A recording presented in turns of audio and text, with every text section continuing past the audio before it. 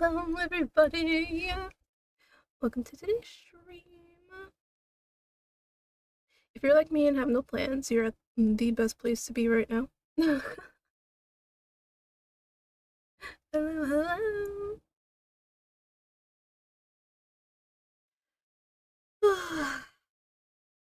So as you can see, uh, dang it, my left, on my left. Oh god. Listen, I know my left from right. Okay, today is just one of those days. On my left, as you can see, there's a to-do list. Just to remind everybody what I have planned for today. So, they are in order, technically, but I will just say I may or may not end up not doing the ASMR because I did not um create like new settings for like filters and whatnot that would be compatible with me doing ASMR. Because as you guys know, my voice is already like pretty soft. And sometimes it gets cut off when I like sort of kind of mumble a little bit. And literally the whole point of ASMR is like speaking lowly. So yeah, I'm just letting you guys know that ahead of time. And there was one more thing that I wanted to talk about before, we started getting into our Valentine's Day plans. And yes, um, everything listed here, is Valentine's Day or Valentine's Day adjacent. I would say the only thing that isn't really, well, I wouldn't say isn't really. Um, so I guess I would say like Adopt a Boyfriend and Intertwine or like Valentine's Day adjacent. Because again, it does have to do with romance, but not exactly like actual like Valentine's Day compared to like the other three. But oh right, the other thing I wanted to talk about before I forget, like I usually do. Thank you for that. Thank you. Oh, that's what I forgot to do. See, when I first like started setting up, I was like, oh, setup is easy. I'll be all ready before it's even time to stream. Right. And then now that I'm actually here, I'm like, oh, it's almost 3 and there's still stuff I need to do. Like, it's insane. And yes, this is not, this is a VTuber asset. Obviously, this is not my actual model. For those who do know. I thought, you know what? It wouldn't hurt to do something a little different today. So honestly, it was between this or like um schoolgirl outfit. I'm sorry. I realized that you probably did not hear the first word. I said schoolgirl outfit. So yeah, it was between that. So I asked one of my friends, I was like, oh yeah, pick one. And bro was like the towel. I'm like, you dirty dog. But I mean, hey, it doesn't look bad, so you know, I'm not entirely broken up about it. What else was I saying? Oh, right, preparations. Now you think, oh, you took yesterday off from streaming so you can prepare for today. Yeah, it's like, if you know me, I don't really do things until like last minute. Like, I can't help it. That's just the kind of person that I am. I usually wait till like either 2 a day or the day of to like do anything. Unless it's like something really big that I need to prepare for. Because then I'll like probably like start when I'm first given like whatever it is, then not touch it for like a few days, touch it again, and then probably wait until the last minute to finish it. So yeah, by the time it was like, I think it was like 2 when I looked. Um, I was like, oh, it's 2 and I'm already still doing stuff. But yeah, so let me just get to the. Well, I don't know if you guys are still in ads though. Maybe I should wait until ads are over. But yeah, hope you guys like my new look. I had to learn a whole bunch of stuff in order to get this to work. Like, I didn't know that like you could hide like your model's body parts essentially, the art meshes. I was like, oh, I did not know that. So yeah, I think you guys are out of ads, right? So yeah, the other thing I wanted to talk about before ads started up. So I know some of you guys aren't in the Discord. You really should be, because I am there like almost every day. Like, I'm not even gonna lie. I'm there like almost every day. Now, I may not say anything every day, but I'm always checking in the Discord to make sure, everything's fine, everybody's doing okay. But, um, actually, you know what? I could open in Discord and like screen share it. I think that'll be faster than me just trying to like explain it. So,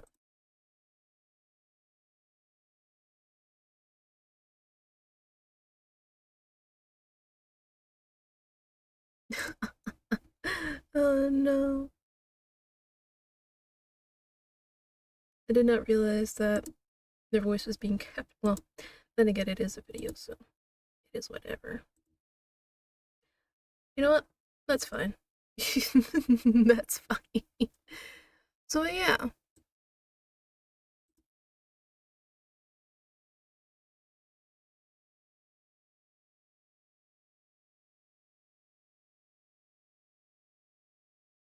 So yeah. I decorated a cake yesterday. It was a lot of fun. Um, I will say I was terrible at it. Like, I showed it to my friend, right? Um, I know some of you guys know Checky. Sometimes he appears up in here. He's mostly elusive. But yeah. I showed it to him and he was like, oh yeah, it looks really good. I'm like, why are you lying to me? You know it looks terrible. But he's like, no, it looks good, especially for like a first time, I guess. But yeah, it was really fun. So, getting to the point, because I know I'm like going around in circles at this point, but if you guys want, I could like, um, what is it? I could put it on stream if you guys want. I know I said I kind of like retired hand cam after an incident with one of the cats, but I mean, I don't mind doing it again just this once for it. So it could be like, we're all having cake together. But that is if you guys want it. If not, then I will leave it in my fridge. And no hand cam stream. Well, hand cam segment, I should say. So I don't know if I'll ever do hand cam streams again. I mean, I kind of like to, but it's also like I don't really think I have anything that would make for like a good hand cam stream. Like, I think the first and last serious thing I did was what was it? The Millennium Puzzle Building. For the new people who are here, yes, that is something I did do. Again, thanks to Tones for getting it off my throne. So if you ever want to watch that, it's up on my YouTube. I don't remember how long ago it was. I think it was like April of last year. That sounds about right. April of last year. So yeah. So look for VODs around that time. Now I will say, some VODs, like the old VODs, they are out of order in terms of dates because yeah, I just uploaded them whenever I felt like it. Didn't really just upload in terms of when they were streamed. But um after a certain point they do start getting posted in terms of when they were streamed. So that way people can, see the chronological order. But then there are exceptions for, like, for example, Nayuta. Since I had finished the game, I wanted to get like all of the parts I did posted. So some days that I did Nayuta would already be published. So it'd be like a gap in a day or something. So yeah, that may also be a thing.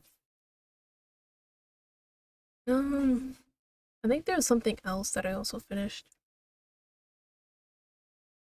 that I did that too. I can't remember though. But, do give the cake idea some thought if that's something you guys would want me to do. But without further ado, we should definitely get started. Now, I won't lie, I did play Adopt a Boyfriend already, obviously off stream, because you guys would know if I played it on stream. I think all of these I played off stream. Yeah, I think so. Mm-hmm, mm-hmm. Can it be? It's been a where we haven't seen everything you are for us. Baby, with me, I'll give you my love. Oh, this isn't full screen. I suppose it's fine. It's my audio, that's probably why. I'm like, why is it so loud? Alright, let me switch screens. Throw myself in the corner.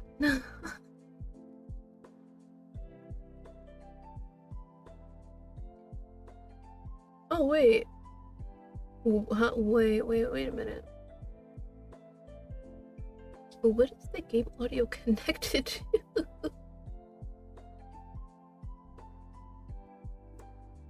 Wait, is it connected to the game? Hold on, wait a minute.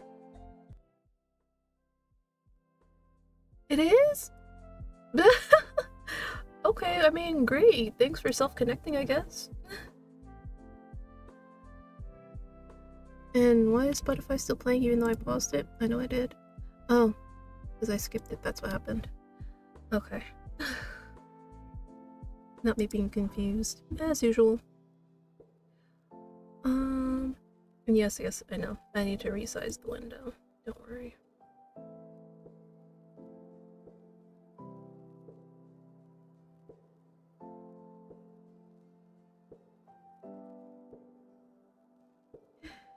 Okay, I think we're all good now. So for all those lonely people out there, we can always adopt a boyfriend, uh, well, if you're into dudes anyway. Alright, so we have two options here. You can either pick a rabbit or a cat. Actually, hold on. I should always, do a little game introduction like I usually do. Now I'm gonna have to find it in my list. That's the downside of having played so many games. Once you make a list of all the ones you've played, now it's like, oh, I have to find all of them. Actually, let me grab this since I'm here. Here we are. Let me just go find the other one real quick before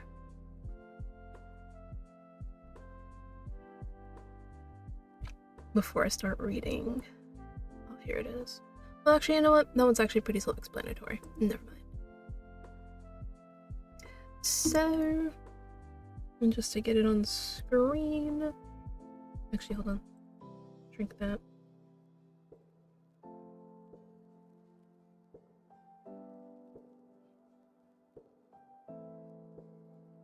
So basically, the main character, they get tired of, you know, the dating scene, like, oh, damn it, you know, I can't find anybody good. So they're like, you know what? I'm gonna get drunk and just drink my problems away and end up adopting a boyfriend. Essentially. Like, you know, sometimes, well, I don't know if any of you have had like a personal experience like that where you get drunk as hell and you do some stuff that you normally wouldn't do if you were sober. It's basically that's what happened with this person here. They made some questionable choices while intoxicated and end up with a boyfriend that they adopted.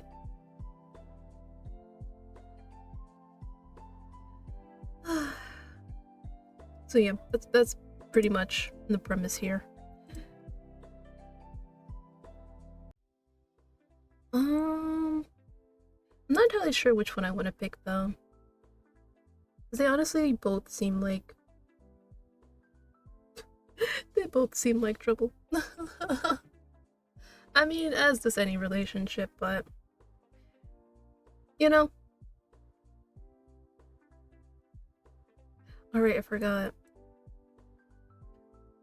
I'm in new mode. Alright, there we go. Ugh. All I can do is sit here and agonize. Sit here and wait for him to arrive. Oh god, please tell me I filled in that form right. I bet something is wrong with it. Like, what if I filled my address in wrong and nobody shows up? Alright, what do we want to be?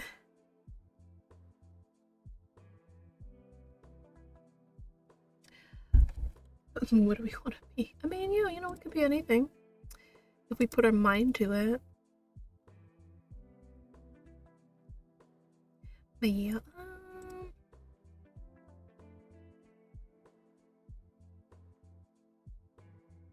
oh jeez. Why is this happening now of all times?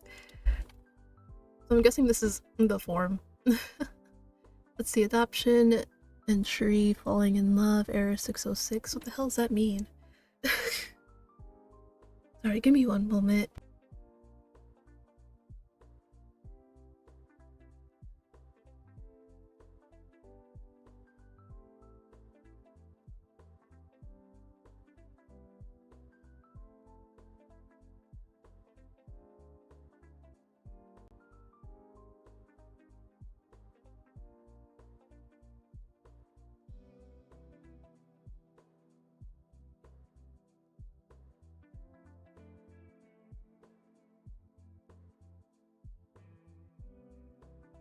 My nose has been bugging me all day today. I miss the days when my nose was fine. I don't know what happened. You know what happened? COVID happened. Ever since then, I've been miserable. Alright, I think this is what we're gonna look like. Hi, adopter. Will be responsible for whoever is sent to me. I promise to love, care for, and cherish my adoptee. Signed by me. So I guess we just filled out the form, I guess. I mean, there's probably more, but I mean, good. I can fill out basic details, right? Hopefully you didn't spell that address wrong. Nope, not me. I'm sure they'll still make it here, though. Young, creative, wanting to find love in a new and exciting way. Oh god, why did I write that? Do you ever get that, though? It's like, you write or do something, and then, like, you look back at it, and it's like, ooh, kinda cringe. Like, I've had that plenty of times. Because, as you guys know, I'm also a writer. I know, I don't really share my writings, like, with everybody. Like, I think the only time I've ever, like, shared my writing with anyone was when I wrote, I guess you can call it a fan fiction of one of my friends. Not IRL, VTuber friends. So I think that was, like, the first and only time I ever did that. Because I mostly just, like, share my writings with, like, my friends outside the VTubing area. I mean, mostly because I've always done that. But it's also because mainly what I write, my current community, like all of you and whatnot, you guys don't really gel with that, for, like, lack of a better word. But I mean, I guess you kind of did get to see a bit of my writing style when I was,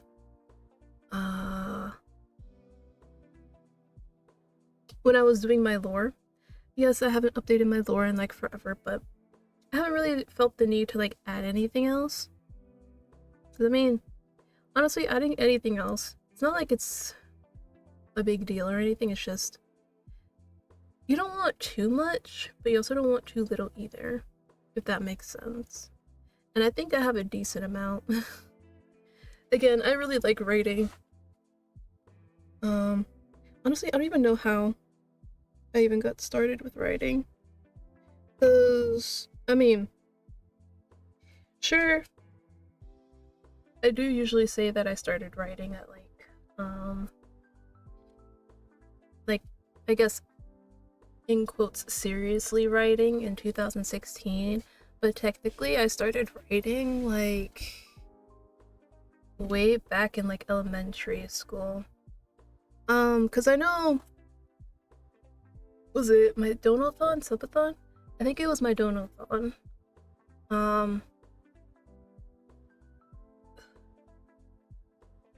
I had a goal where, like, if we reached, like, a certain amount, I would read some of my, like, very first writings. So I had two to choose from. Obviously, I didn't go with one of them because, whew, when I actually had time to, like, look it over and whatnot, I was like, holy cringe. Holy cringe. Like, it wasn't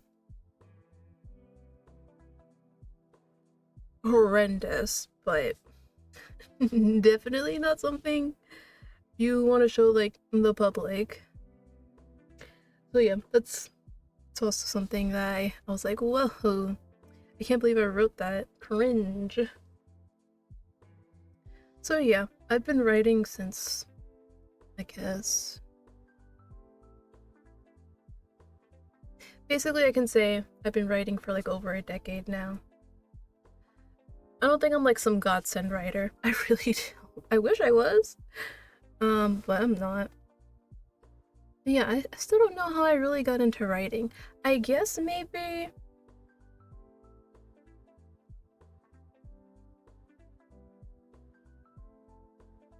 it is for that reason. I've said it, like, a few times, probably, like, in a tweet or, like, to some friends at some point. I was like, if you don't like the way, something went, like, for example, you don't like an anime ending,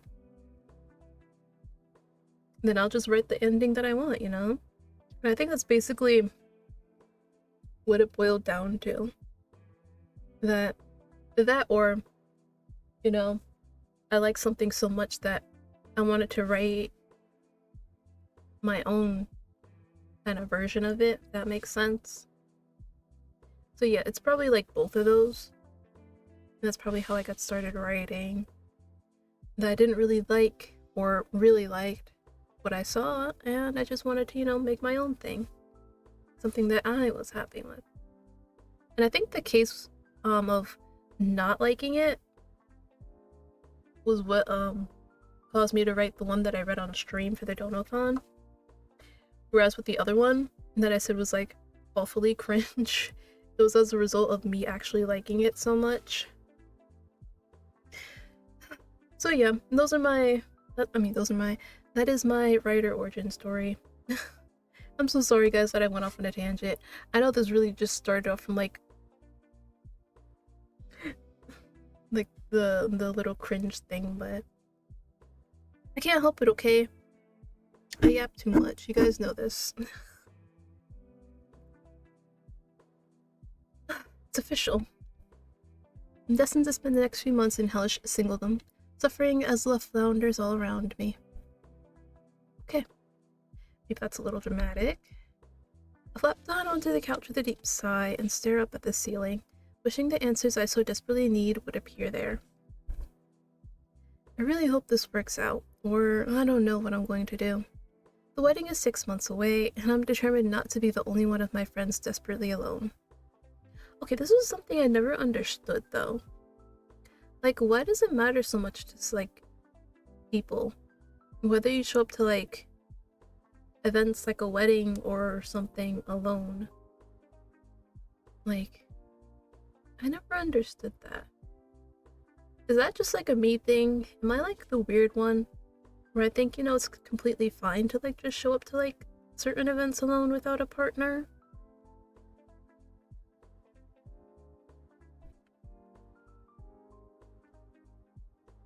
At this point, I'm at a loss for what else to do if this doesn't go well. I mean, I guess you could say it ties back into, like, what is it?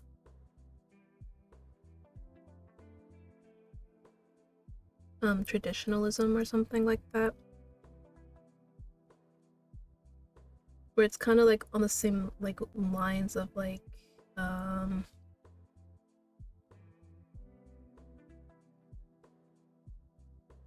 parents wanting, like, grandkids, essentially, I guess. Like, oh, when you're gonna get a partner so you can get married and give us grandkids and stuff like that. I mean, I guess it's something along those lines.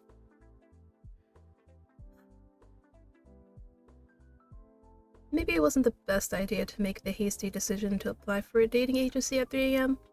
Judgmental glare of my laptop in the complete darkness wasn't enough to snap me out of the decision. It wasn't until I woke up at 2 the next afternoon to a confirmation email approving my application and background check that I realized just how screwed I was. Fuck.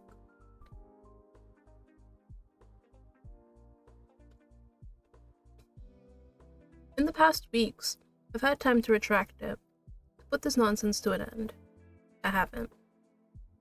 There's even another email attachment unclicked with the details of my designated adoptee.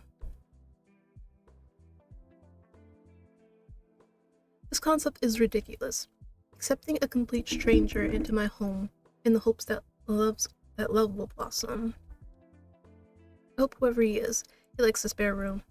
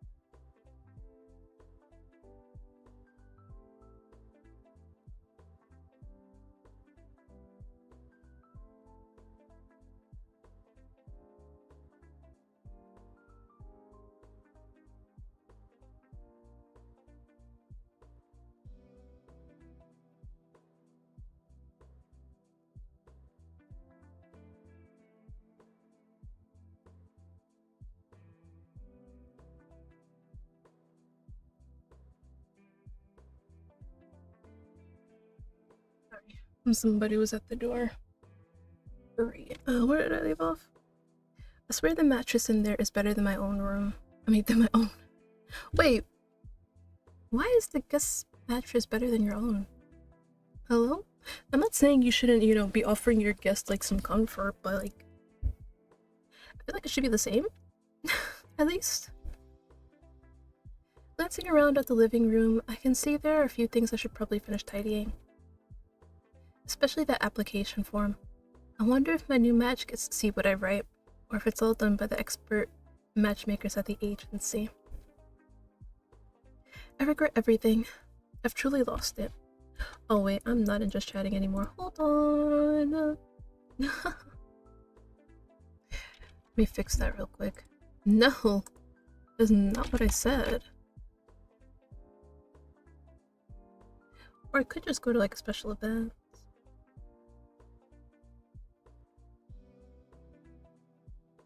And I'll be okay.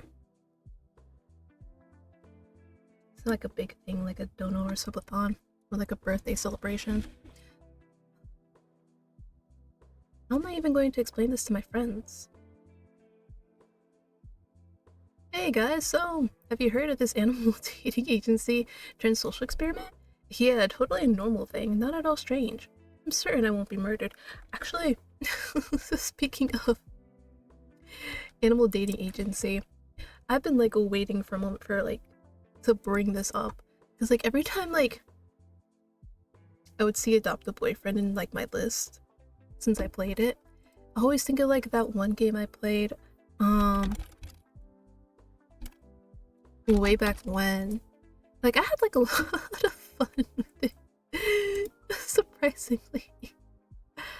You guys are probably gonna think I'm like really weird, but like I can't. I mean, it was really fun. And like I really like doing it, okay? So yeah, that's basically the name of it. Animal boyfriend. Where you essentially get to like um raise your own animal boyfriend. Right, see it says raise your own animal student into a handsome human being. Choose a species and get learning, working, and spending time to help him become a real person, essentially. Yeah, a real man. I kid you not. Like, this was like my bread and butter when I was younger.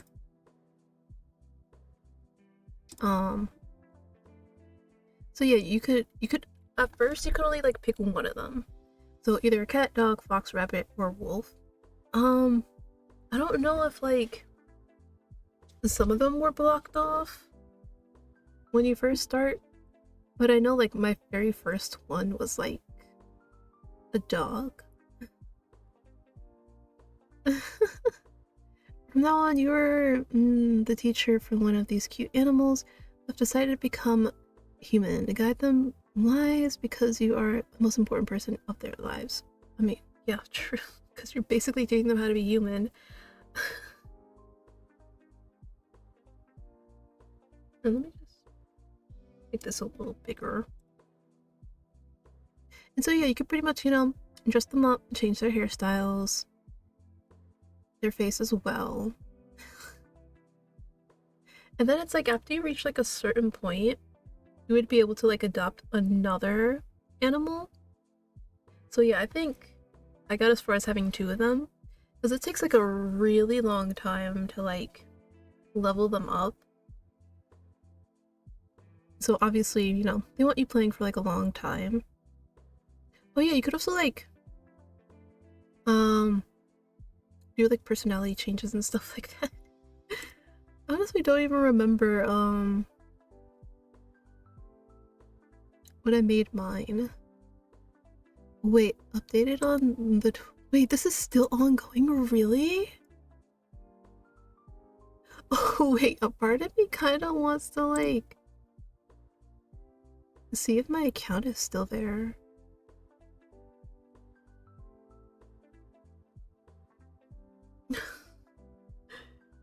Thank you for the hydrate, Prisma. Hold on, I kind of want to see if it's still there. My account. I mean, probably not.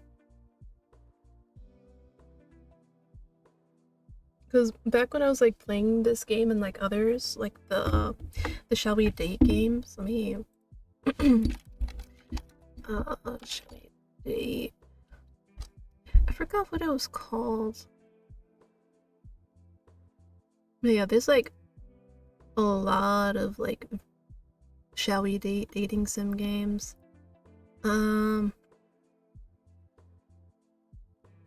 There was one that I really enjoyed though. I think it was like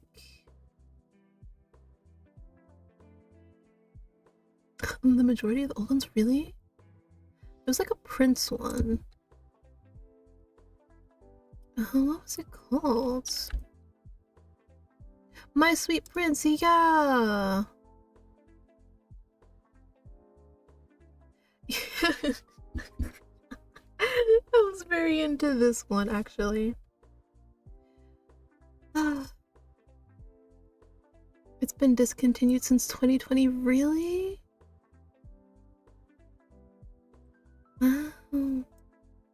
So it's been. So it'll almost be 5 years come March 24th. Wow. But yeah, so just to quickly explain My Sweet Prince. So basically, all these dudes, they're brothers. I know. It's like, what? All of them? Even though they all look so vastly different? Yes, because their dad had many wives. So they all have different moms. Crazy, I know.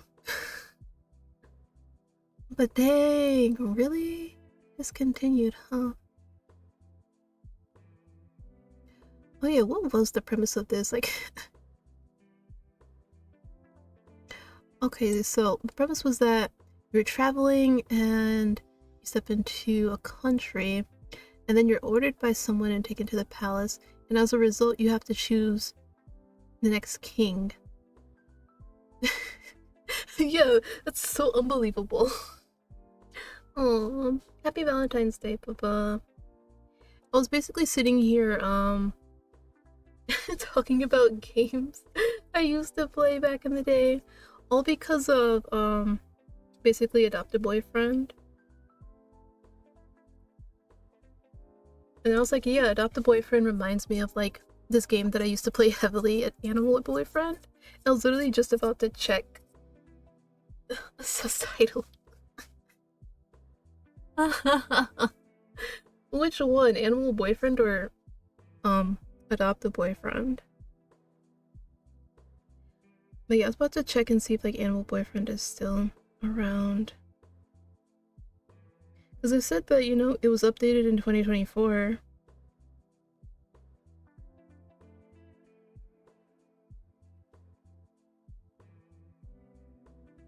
Wait a minute. That was for Android, though. So, Apple's latest update was 6 years ago. That's crazy. And that the animal one?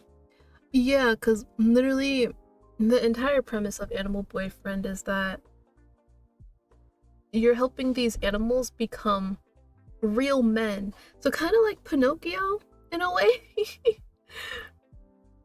Like in terms of like thank you for the that Prismo. Well, not like Pinocchio, not because like, you know, they lie or anything like that, but just helping them become real essentially.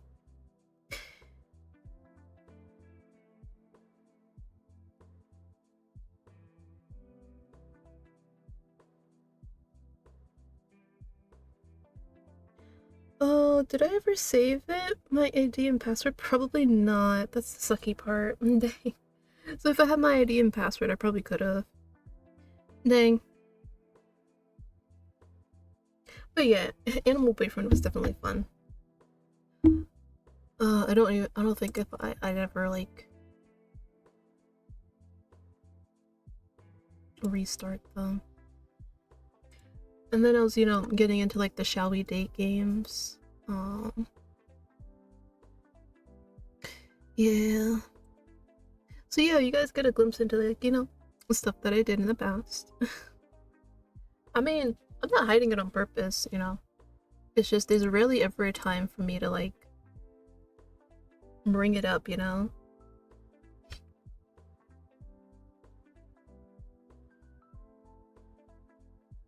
So yeah, even back in the day I was playing visual novels. Honestly, I don't think I remember like the very first ever visual novel that I played. I like to call it not call it. I like to say that uh Juniper's Knot was my very first. I can never be too sure, but it's like the one that I remember like from earliest memory. But yeah, so most of my gameplay back in the day was Shall We Date games, Animal Boyfriend, and rhythm games. uh, yeah, I don't think my tastes have differed much from, back in the day. Alright, let me get back to the game before I get into like a whole nother yap shush.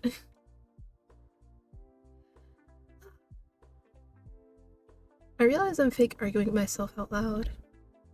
Push myself off the plush couch and head into the kitchen in search of water and a snack.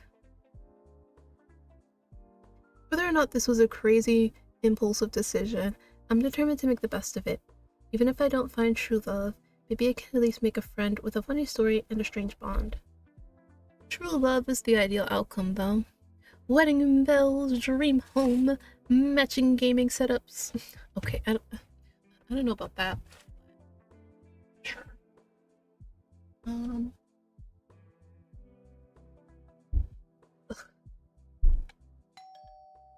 Oh no. Please tell me this isn't him already.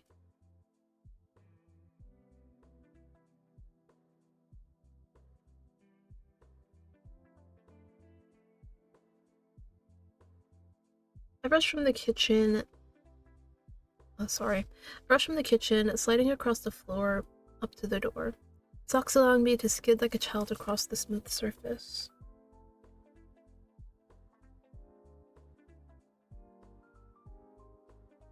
What the hell is this for?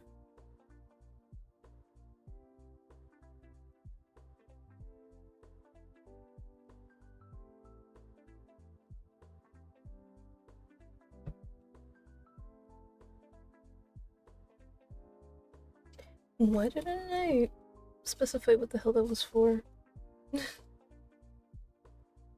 Classic Eckery.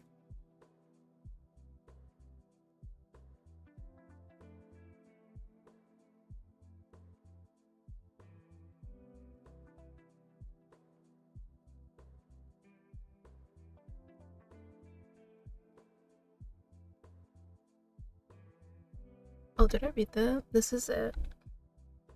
I settle my hand on the door handle, fingers shaking ever so slightly as I take a deep breath.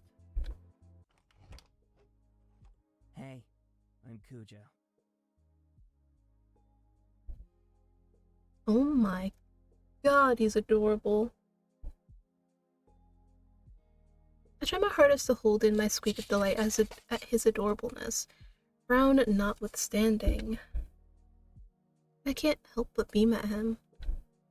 A smile creeps onto his face, not quite reaching his eyes and looking rather forced. He must be nervous like I am. Bless him. Hi, I'm Petty. Come in. Sorry, that probably sounded fake as hell. Oh god. The cat boy pads into the house, no belongings other than a backpack on his back. I'm assuming his stuff is going to arrive later.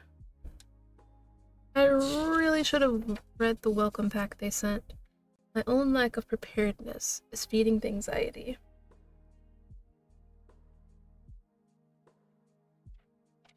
Oh, jeez. Why can't I find what I'm looking for? Perhaps it's not here, because I never did put it in here.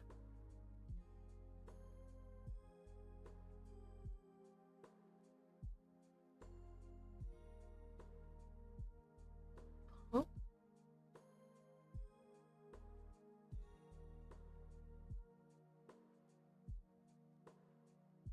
I'm sorry, give me a second, guys.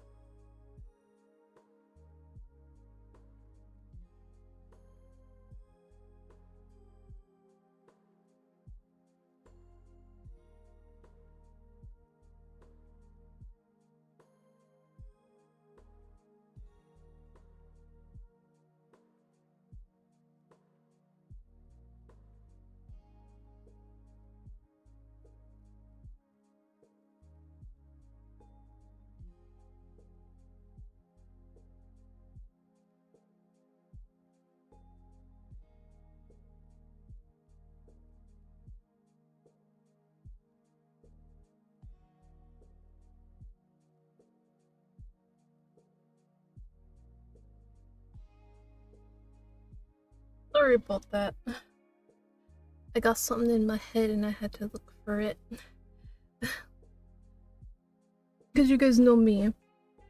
Once I focus on something, I need to see it through, otherwise I can't focus on anything else. Alright, now that that's done, whew. Alright, I hope we managed to make this work. No, wrong one. Excuse the mess. Also, I will state that I did not play this with the voice acting on because I just I'm gonna sound like such a jerk. Wasn't a big fan of the voice acting. for lack of better words. But I will bear with it for you guys. Joe follows my gaze around the room as settling on the few strewn pieces of paper, single askew cushion, and books not quite put back in their place. His expression tells me what I already know. It's not even that messy. I'm overreacting. Right. So, where can I set this down? I rush forward to hide the papers and fix the mess. Anywhere, make yourself comfy. Joe settles the backpack down beside the couch, making sure to do so gently. Can I get you anything to drink? I count on my fingers as I recall what's in my fridge and cupboards. I have tea, coffee, hot chocolate, juice, water, soda, rum, and milk. Slightly out of breath by the end of my sentence, I beam. Soda. Thanks. I feel so uncomfortable. Oh, Jesus. I'm so sorry. I now realize how low the audio is. Let me see if I can... Because I know I had to turn it down. No, that's the sound. And then... You know what, no. That's fine for me. Then I just... Yeah, do that for you guys. You guys can hear it better now? The audio? Socializing usually isn't difficult for me, but immediately I can sense Cujo is introverted. We walk through the kitchen. We walk. Can't you just say we walk to the kitchen in silence? As I pass by Cujo once more, I finally catch the scent radiating off him. Strong aftershave, but a scent I don't mind at all. I mean, never mind. Looks cute, dresses well, and smells good. He's already ticking so many boxes. First of all, boxes? You got like a list or something? Listen, it's good to have standards, but don't set your expectations way too high. You're never gonna find somebody who will check off everything on your list, man. I never try to change anybody to fit that either. Either you love them as they are, or you don't. That's literally it. Did you get here okay? Oh, are you from around here? Didn't you read my... profile? The checklist. No, never have a checklist. You're literally setting yourself up for disappointment. And no. And I'm not even just talking about relationships romantic-wise. Like, there are plenty of people who try to change their friends and whatnot. Be like, oh, I think you're cool and all, but, you'd be kind of cooler if you're like this, Stuff like that. And then you start feeling like, oh, you have to meet their expectations of being like, the friend that they want you to be. Don't ever change yourself to satisfy anybody else unless you have bad habits that you need to kick. Like smoking. If somebody's telling you to stop smoking because, of all the obvious reasons, then yeah, definitely listen to them. Change yourself, change your habits. But if somebody's telling you, like, oh, I don't like the way you eat, well, not the way you eat, I don't like the way you read that book, maybe you should, like, do it like this, They're saying stuff like that, like they don't like certain things that you do, certain ways that you say stuff, you know, maybe it's best to cut that person off. Like, if it's literally, like, not hurting anybody, you know, these things that they're complaining about, yeah, don't keep them around.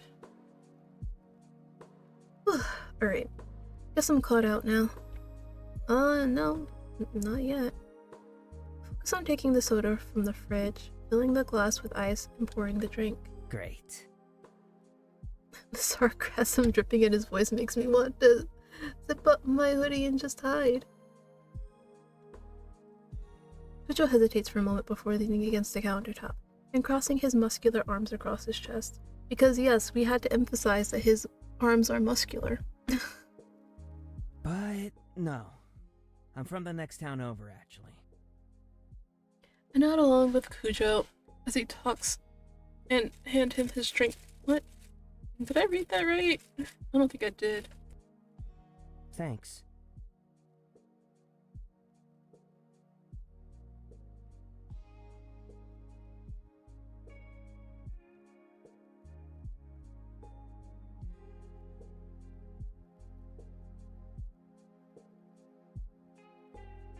Alright. Soka Beach. I was about to say Saka. I'm like, that's not Saka, right? No, right? It's not Saka. Yeah. Kujo's from a small town then. I can't imagine ever living somewhere like that. I grew up here and even went to college here. Yeah. I went to college here too.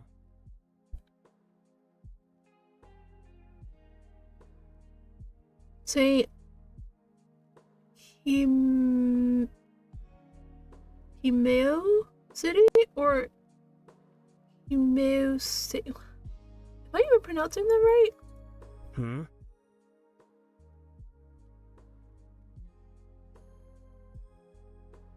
No way. I wonder if we went at the same time. Right. Considering our ages. Wow, you never noticed them? Well, then again, college campuses are pretty big. You're literally not gonna, like, notice everybody. It's weird to think we may have crossed paths all that time ago, and yet it's only now our fates have intertwined. It must mean we're similar in age too, and that Kujo read up on me. So, you read my profile then? That's so embarrassing. Oh.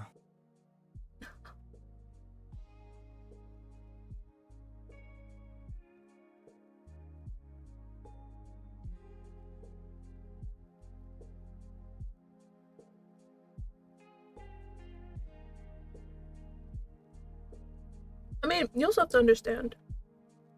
Kujo's like a cat. And cats don't really do well with change. Like, our cats, for example. They're pretty, happy, mischievous, and whatnot when it's just us three. But then, when, like, a friend comes over, or a family member, one of them, Leo, bro hides the entire time. And then Bello, the other one, depending on who it is, so if it's like somebody older, he's more likely to stay out. But if it's like a younger one, he's more likely to like start hiding away after a little bit. Because that's the thing though, cats like predictability, and kids are literally the opposite of that. So that's also another thing. And since he's like probably part cat or something like that, and traits like that and whatnot probably are instilled within him, even though he is also part human. Poor cat. Will you take a seat? I gesture in the direction of the sitting room, seeking the comfort and relaxation I can get there. Kojo nods, and I lead the way as he follows behind slowly. Somehow his footsteps are so light. Again, he's also part cat, and cats are pretty quiet when they walk, unless you put like a collar on them with a bell.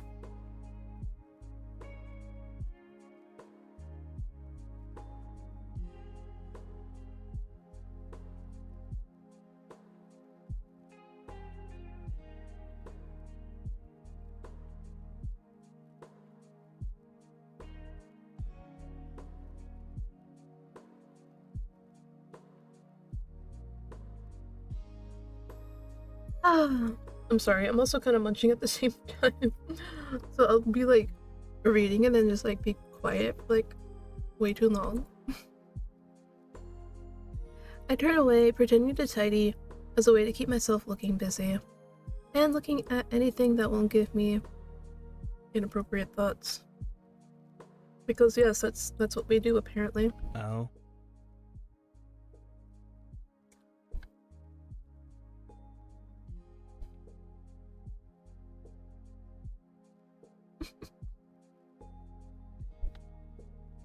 No. And then not yet is sending me. Honestly, same though.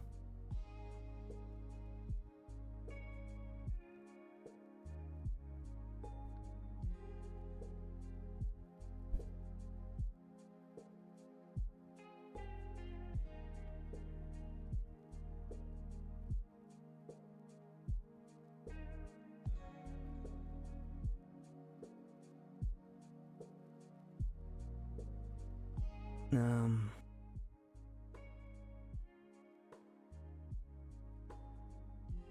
Well, where to begin? I have so much to ask.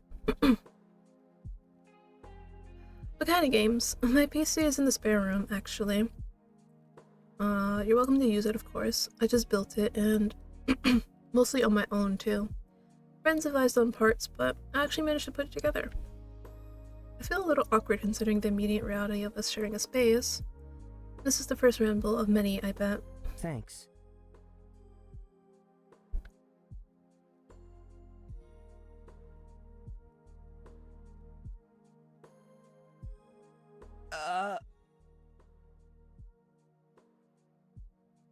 Okay, if anybody's in chat right now, what does RTS mean? Is it like real-time simulation? Look, I don't know, which is why I'm asking. If you know, please tell me. Because I feel like I always see like abbreviations for stuff.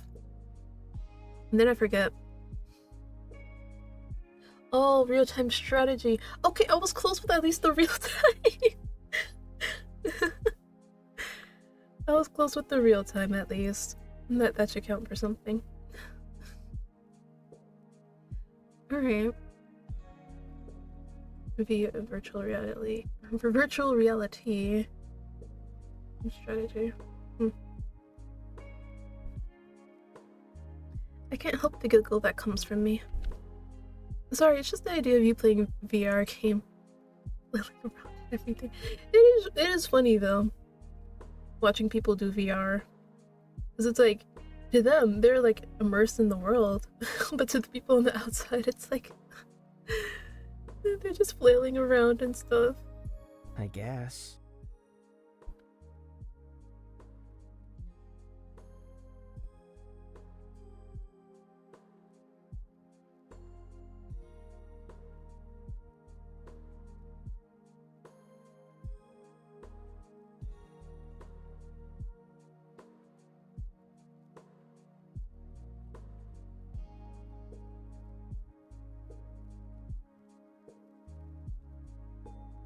Great.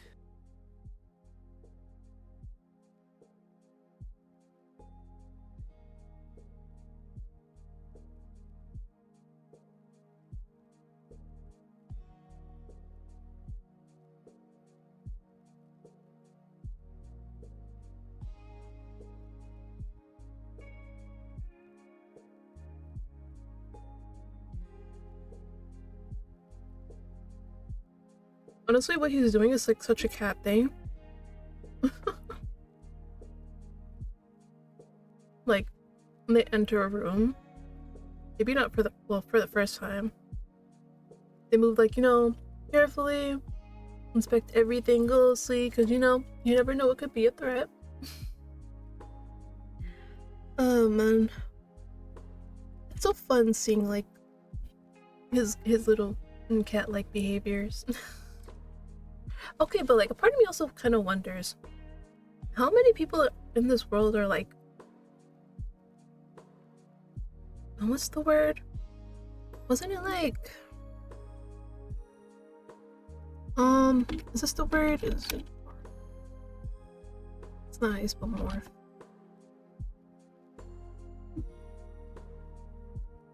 Yeah, zoomorphic means having the form or characteristics of an animal.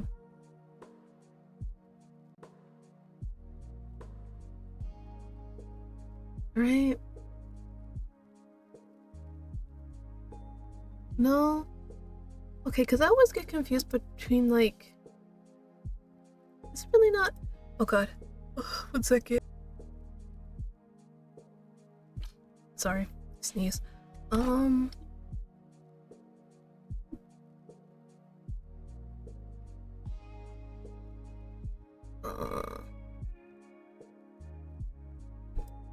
Hold on, let me see if I can figure out like what the actual technical term is.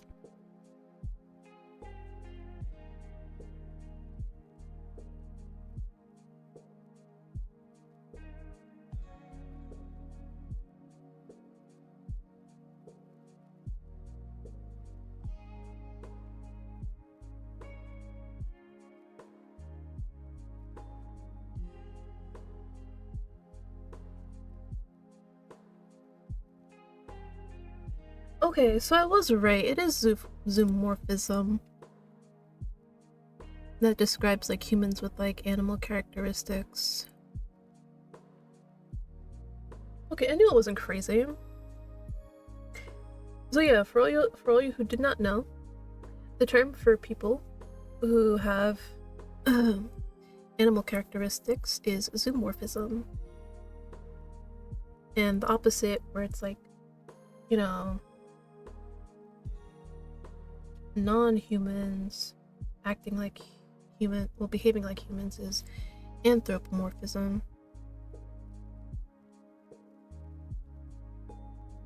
So yeah, I wonder how many people in this world. Is it like half and half? Is it like 65 human, 35 zoomorph? They don't ever explain it, I think. I kind of wish they did. Because it's like,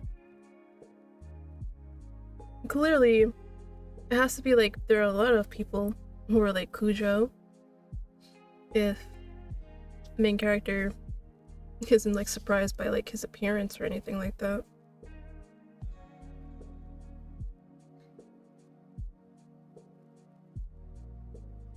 Sorry, I found a mark on my hand and I'm like, what the hell is this? I have no idea what it is, but I mean, it's fine. Surely it won't kill me. I don't think my internal voice sounds like his just yet. If only he'd talk more, I think I could totally nail the impression. Well, you can get settled in here later. I attempt to phrase it as a statement rather than a question. To say, come back to the living room with me now. I feel like I'm 2 seconds away from giving him commands to get him to move, rather than staying in this uncomfortable silence. I turn to leave the room before quickly whipping back to ensure Cujo is following behind as expected. His reaction to my sudden movement makes me spin back in an instant, not wanting to face such judgment. Usually I'd use the handrail to swing myself down off the last few steps, but knowing Cujo was watching and completely unlikely to find such antics amusing, I stepped down each one normally. Back in the living room, I take a seat on the couch once more as Cujo perches as far on the other end as he can. Oh my god. That is such cat behavior. Like when we got Leo, basically. Poor thing, he was so small. He ran and hid in our mom's room. And like he would very rarely come out because again, it's a new place, new people, a whole bunch of, new sounds, new smells and whatnot. And under her bed was like the perfect place for him to hide. But yeah, they tend to, stay away from you. And you basically just gotta show them, do give them their space, but you also want to show that, hey, I'm safe as well. You can trust me. And yeah, that's that's why Leo likes me so much. Because I'm the only one who could get him to come out and, and socialize a little bit. I don't know why. I don't know why I was the one he took a liking to, but that is what happened. Now that I'm sitting beside him, he seems more closed off than before. An ugly feeling bubbles up inside me. One I have to push back down so I won't blurt out something I might come to regret. Why did Kujo even sign up for this in the first place? Now, you do actually learn why, because I think the main character does ask him again later on in the game. It's for an interesting reason. I don't know if we'll get there. I don't know if we'll get there in this stream, but who knows? We might not. If we don't, I'll probably end up telling you guys. Well, it also sorry, English. I was gonna say it also depends because there's also another person, as you guys saw on the main menu, that there's also a rabbit dude. So we may end up doing his. I don't know. We'll have to like flip a coin or something. Because both of them are good.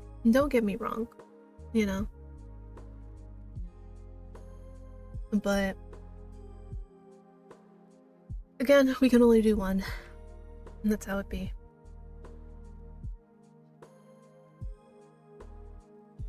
So you know what? We'll get through this and then I'll ask you guys which animal dude you want to do. Because again, like I said, I've played this before. I've done both actually. And I really have no qualms with either story. They're both pretty good actually. I desperately try to think of something to discuss. Well, I really want to ask that question, but I think if I tried right now, it would probably come out meaner than I'd really like. The chemo state. I really do wonder how close we came to meeting before. So what did you study? There's no way it could be photography, because we could totally have run into each other. Business communication? Everything about that just seems crazy to me. I wanted to do photography, though. Why didn't you? Not what others wanted from me. No. And you know what's sad? This still happens a lot in this day and age. You want to do something, and whether it's like a family, like immediate family, or relatives, or even friends actually. Especially like the ones that like known you for like ages. Like what is it? Childhood friends. That's the word I was looking for. Childhood friends. They're like, oh, I know you best. I don't think you'll do well in that. You should probably do this. And you're like, I mean, yeah, but maybe I want to try this. Like, oh no, don't do that. It's fine. Just do this one. You'll have fun. And you're like, okay. I mean, you wouldn't lead me astray. Man, that's the thing though. Like, not everybody's like me. Because, like, sure, Like, there are times where I literally do not want to do things, but I know that if I don't, it'll just create more problems, so I just go ahead and say, yeah, fine, I'll do it.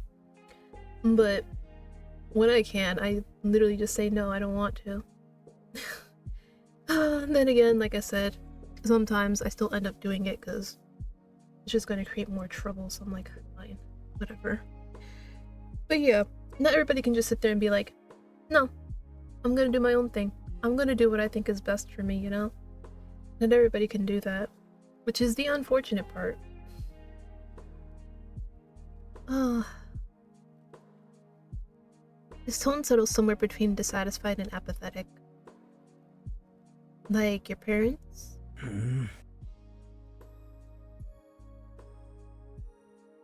At that, his voice wavers. He takes one long drink of the remaining soda, his throat popping as he does. He checks out his empty glass and turns to me. His unique eyes almost shine with the question. More, please? I'll grab you another. I jump up and rush to replace his refreshment.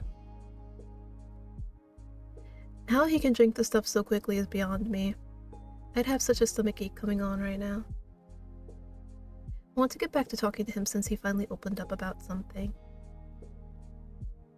Wait a second, he distracted me on purpose! I almost poured too much soda into the glass. With his drink replenished, I tiptoe back into the room, careful not to spill a drop.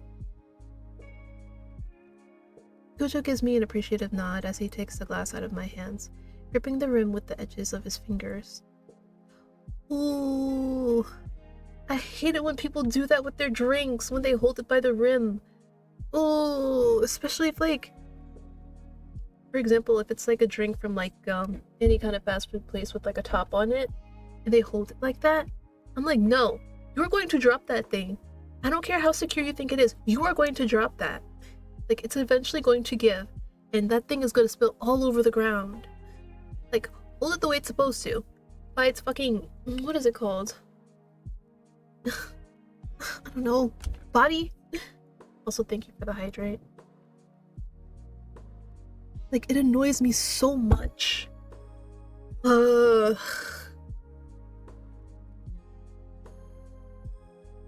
Like, listen, I'm not gonna sit there and say that I haven't done it before, but I hate it when I have to.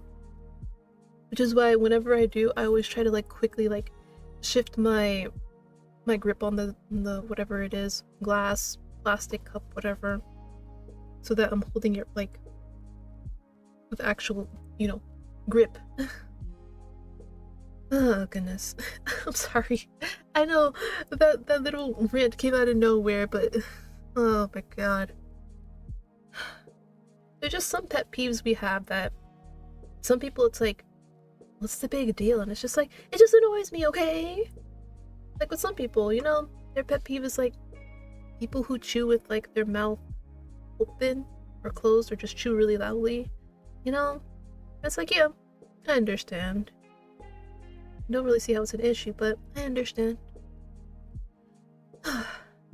Man.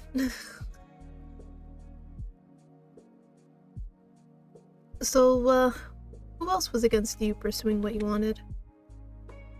Kujo fixes me with a glare that tells me I won't get an answer to my question. Beautiful. Think. We should play a game. I look at Kujo expectantly, with a wide smile upon my face, the brilliant idea that just popped into my head. I dropped slightly upon seeing that almost scared look on his face. Oh my god. See, that's also another thing though.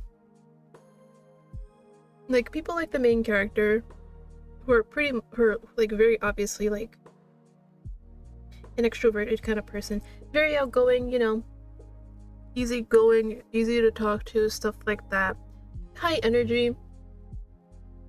They don't understand, you know, people who are not like them. Where, you know, sometimes we don't always need to, you know, talk about something. We don't always need to be doing something. Sometimes we really just want to sit there and just sit in silence, you know? Or we just want to go off and do our own thing. Oh, like even now I still feel bad for Cujo. Like, damn. Like, I also don't get how some people can't just like sit in silence with other people. Like, why do you always feel the need to like fill silence? If you were one of those people, tell me now. Why do you guys do that? Why do you guys feel the need to fill silence?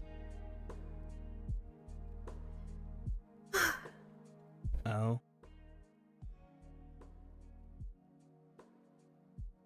Two truths and a lie, of course. It's perfect to get to know someone. It never fails. Right. Smart kitten. Hmm. I own at least 200 different colors and patterns of paper. I once spent $100 on a single strawberry. It's not like I want to say silent sometimes. I'm shy, so I don't know what to say. Oh no, I was mostly talking about people who can't stand silence. Like, if it's like too quiet between them and somebody else. Ugh, get off my head! Ah, go somewhere. It's like if it gets too silent between them and somebody else, they feel the need to fill the silence with something, anything that they can think of. Not on the person who like you missed me this time. But not on the people who um are fine with it. Or as you said.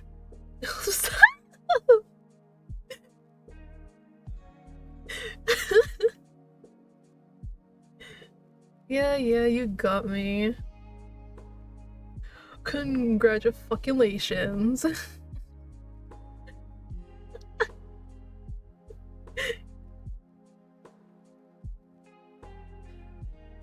But yeah. Not to people like you or who can just sit in silence. And I grew up in an auto shop, so I love cars. I forgot what they said the lie was. Aha! Actually, it's a trick answer. That Cujo almost groans. I mean, I would too, honestly. Like, that's not the point of two truths and a lie. You're supposed to have two truths and one lie. You're not supposed to have like a half lie or a half truth. Clearly, he doesn't enjoy the game as much as I do. I did spend a lot of time in an auto shop growing up, but I hate cars. Don't tell my dad. Cujo simply nods.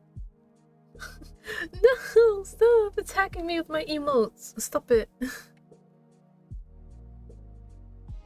That intrusive thought pushes in. Will I introduce him to my parents? What will they think of this whole situation? I don't want to think about it right now. Your turn. His eyes dart about as he thinks of truths and lies. Ah! Okay, that's just cruel. Oh my god.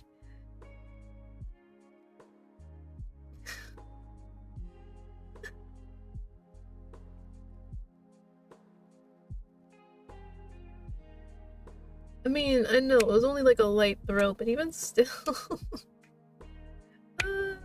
I'm being attacked. Somebody send help. I love seafood. I've had my appendix out, and my favorite genre of music is jazz. I think his was seafood. I think this has to be the most he's spoken so far. I like the sound of his voice. It's gotta be jazz. You don't strike me as a jazz person at all. He looks me in the eye. They're all lies. Oh my god. Why is he being so cagey? But you... Hey. Kujo's eyes narrow at me, and I falter in what I'm saying. You just played me at my own game, in every sense. So that means he doesn't like seafood, he doesn't like jazz, and he never had his appendix taken out. I mean, so you still learned something. You still learned something. What should I say next? Would it be okay to take a more sincere tone? My dad is the president. Quite a clear lie, I think. That pink and blue hair, and I'm really nervous about how this is going to turn out. Don't you feel the same way? I guess. He shrugs, completely unperturbed by the idea. Either way, you'll be fine. His words are reassuring, even if his tone isn't. You think so? He simply nods, then turns, seemingly getting lost, staring out the window. Cat behavior. Is he looking? No. Let me know. I can understand why he'd be enamored with the view. Just beyond the wall of the house lies rows and rows of lush greenery, with pops of pink sakura bursting through and making the whole street look like a suburban dream. The leaves sway gently as the petals of cherry blossoms line the street, like they're simply celebrating the fact we all get to wake up and live for another beautiful spring day. We both continue to stare, and he doesn't follow up with any more lies or truths of his own, allowing the room to fall silent.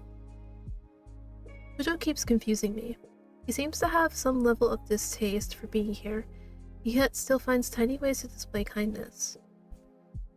I'd almost guarantee underneath the facade that he's all sweetness, and I desperately wish I could get to know that Kujo.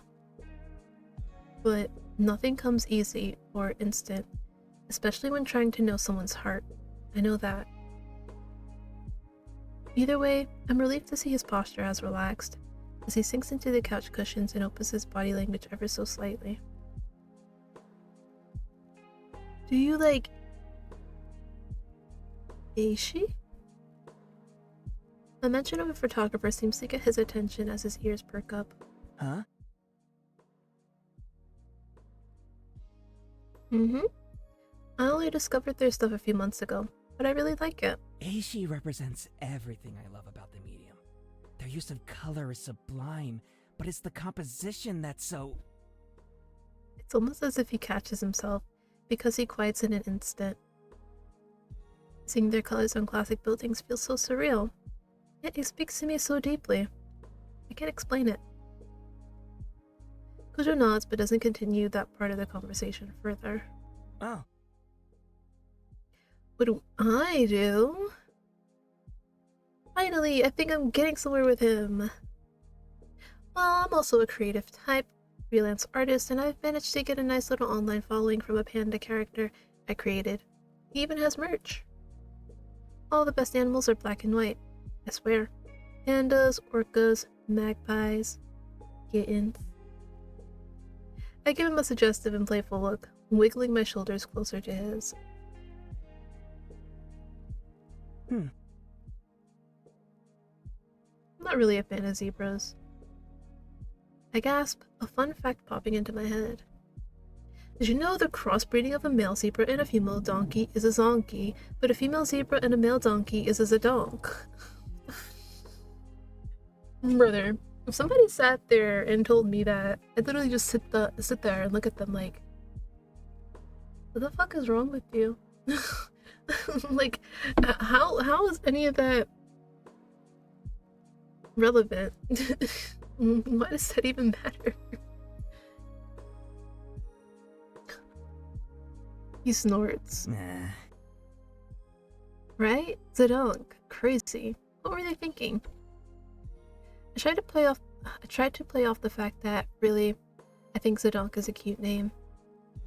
Silly, yes, but so cute.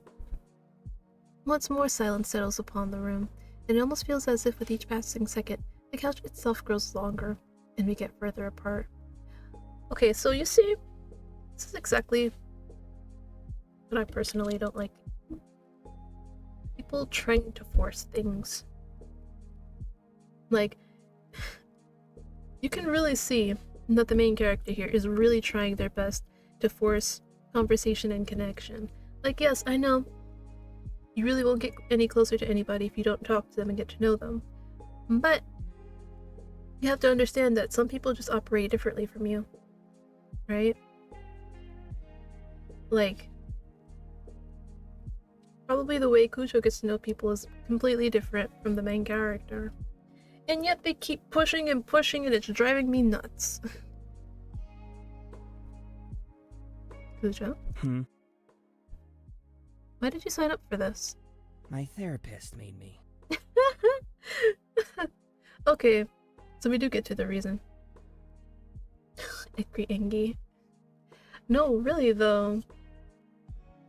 It's like the person will share with you when they're ready to share. Like, stop trying to force them, you know? Like, to you, it may seem like you're not. But if they want to talk to you, they will talk to you, you know? Like, how would you like it, Brismo, if, you know, we were hanging out and I was constantly, asking you questions and, after a while, you're like, you know what? I'm tired. I kind of want to do something else. But yet I just keep insisting on, like, talking to you, making you do things with me and whatnot. How would that make you feel? Especially if, like, we don't know each other and I'm asking you questions that are personal,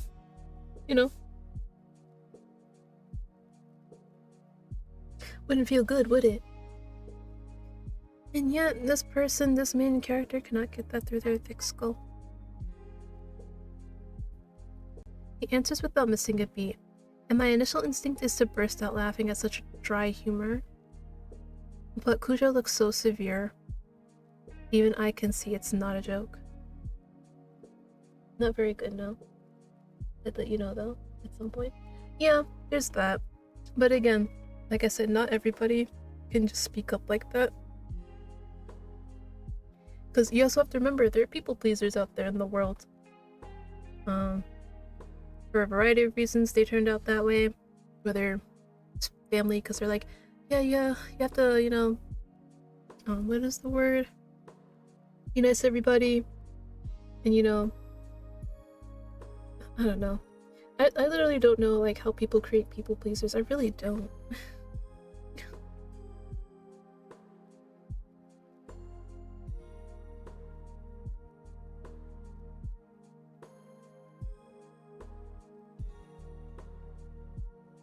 Sorry, I kind of just went into my own.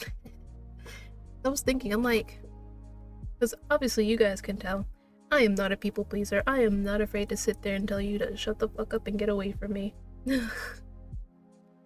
Now, through text, oh yeah, I'll definitely tell you that. IRL may take a little bit, but you can pretty much tell by my actions and demeanor when I really do not want to be bothered with you. So yeah, I'm just thinking, like, how do you end up raising a people pleaser? I mean, I guess part of it is like being told you can't tell others no, I guess? I don't know. That can be something I look up later. Your therapist? I don't want to talk about it.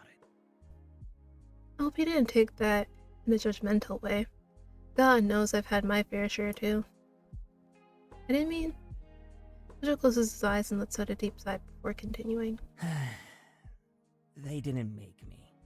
It was just heavily encouraged. I want to do this, though.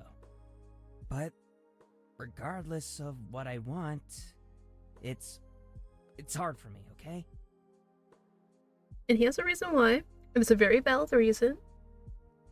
Again, like I said, I don't know who we'll end up on because again, I'm going to be asking you guys who you want to pick as the adopted boyfriend. But like I said, both of their stories are good. So basically just pick your favorite. Or pick your favorite animal, I don't know. I can feel so much in that sentence alone. His hesitation and defensiveness, but his hope too. I understand. I feel that a little too myself. Right now it feels so sudden, so intense, and a part of me can't decide whether I made a mistake. I just need to be patient. Patience is not my forte. Clearly. I'm trying. So, you should too.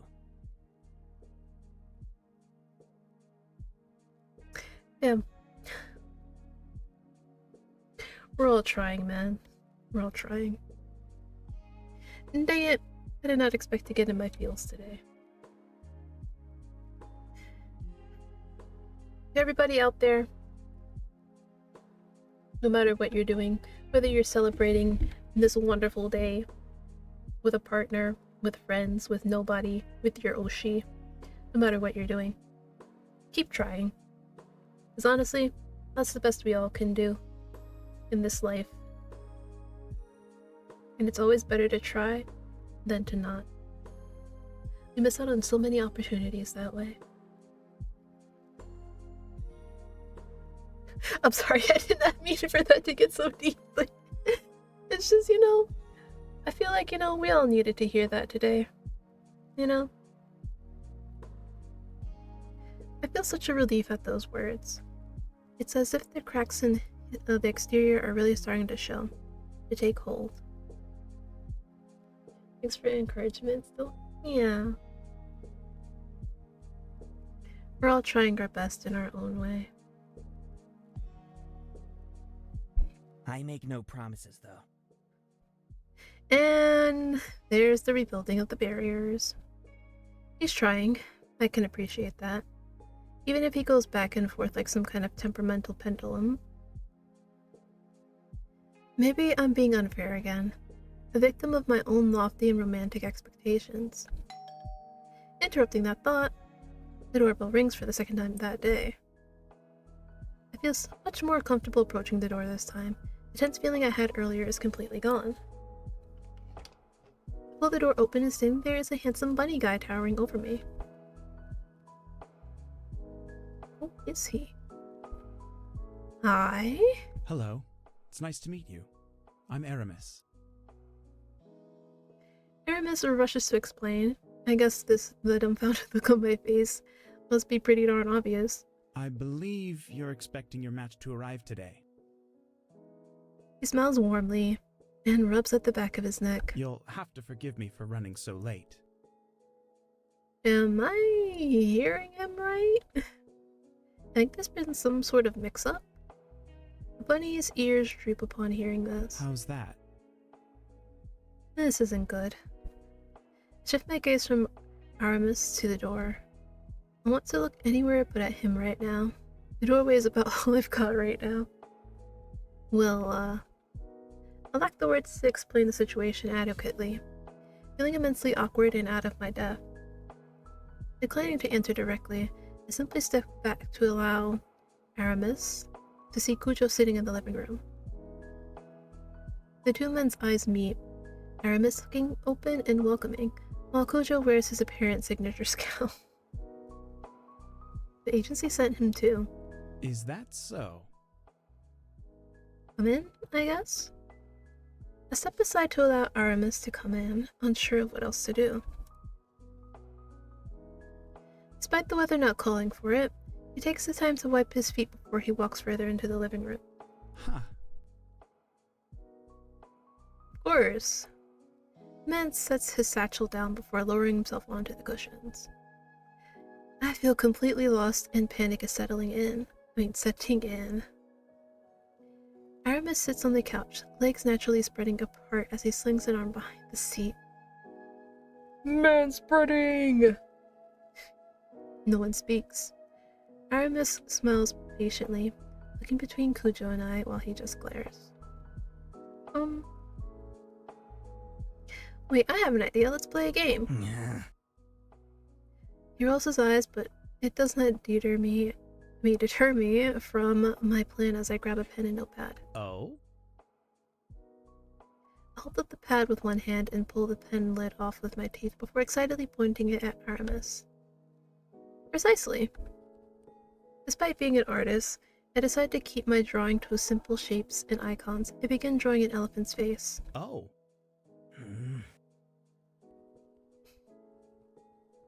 I rushed to draw a square with a roof on it and blurred out the answer. It's the elephant in the room, and we need to address it. The silence stretches on as we look at each other. My grin is practically splitting my face in half, and as Aramis looks vaguely uncomfortable, and Cujo wears a look that could kill. Okay then. Well. Panic setting in. Panic setting in. So yeah, there's two of you. I have no idea what's going on. it's rather simple, I guess. Who did they tell you was arriving in your welcome pack? Oh no. Oh no no. I'm sure this piece of fun news is going to go down so well. I didn't read the welcome pack. I deleted it.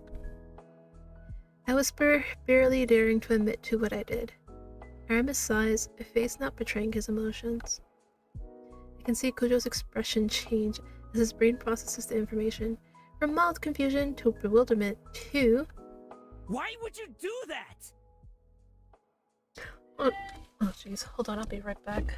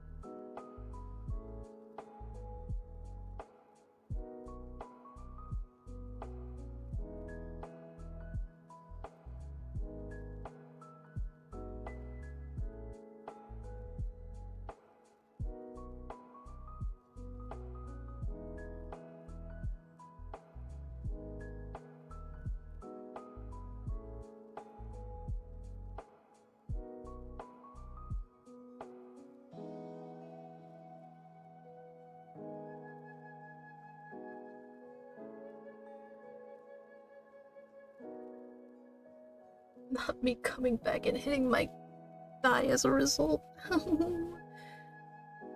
Alright, put him back though. Kujo raising his voice even ever so slightly startles Aramis and I. Wait, Aramis? Oh jeez, I don't even remember. No. Welcome back, thank you. I throw up my arms defensively and feel immensely thankful I'm nowhere close to the bundle of anger. I told you I didn't want to freak out. Even Aramis shuffles a little in his seat, inching slightly further away from Kujo. Well, I'm sure we can come to some sort of solution here. Kujo stands abruptly. Yeah, fuck this. Where are you going? Kujo's already halfway across the room before I have the chance to even think about stopping him. If it even is my room. I'll come talk to you soon, okay? I call up after him as he reaches the stairs. Ah. Fuck. I take a deep breath before letting out a long sigh. It wasn't my intention to make anyone upset. I throw myself down on the couch next to Aramis, there we go! Aramis! I think that was it. Staring once more at the ceiling and searching for answers. No! Shut up. Sorry. The series started up. Life hates me. I'm like existentially fucked. I turn my head to face Aramis, whose soft, pearly eyes are already fixed on me. It's not you. He is just like that. And here I thought my lack of punctuality might be the first issue we face. We both laugh a little, allowing some of the nervousness and stress to dissipate. Late a lot? I really hope he isn't. I'm not sure how well I'd take that, truth be told. At my question, an easy smile spreads across his face. You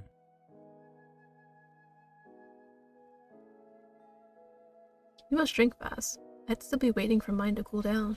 Huh. I could do with some soothing tea right now, or maybe something stronger to drink. Part of me just wonders if I should climb back into bed and hope I'll wake up to the problem having solved itself. Oh, how we all wish that would happen.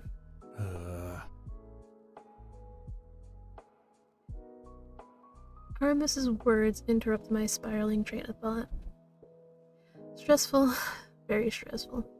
Yeah, I knew this was a bad idea, that something might go wrong. I didn't expect this to happen, and now I don't know what to do, and... Aramis leans over, his long fingers wrapping around my forearm as he begins to stroke back and forth. Take a deep breath. We'll figure this out. Together. I take his advice to breathe and try to focus on the gentle look in Aramis's eyes, as well as the reassuring feeling of his hand on me. It's been so long since I felt an intimate touch that even just a hand on my arm gives me goosebumps. His attention is so soothing. I hope so. Aramis pulls his hand away and settles it back on his own thigh. So you were expecting me, right? Of course. I'm afraid, unlike you, I did read the profile. Several times. I've been excited to meet you. I feel a little bad again knowing Aramis was so excited to meet me, and yet I didn't know about him and his existence until he showed up. I had already directed my excitement towards Kujo. Really?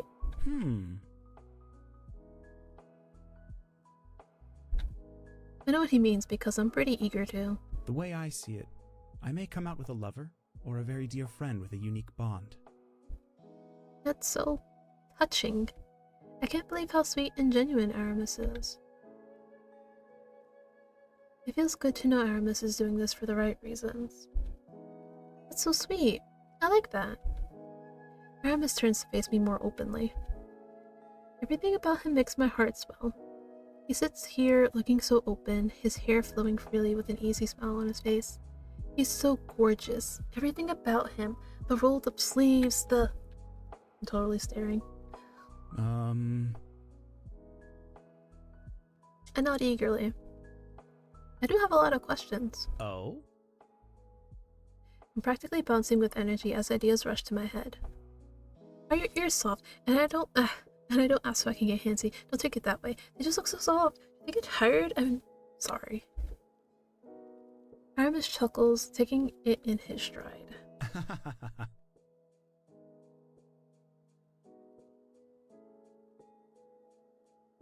The tips curl slightly as he speaks.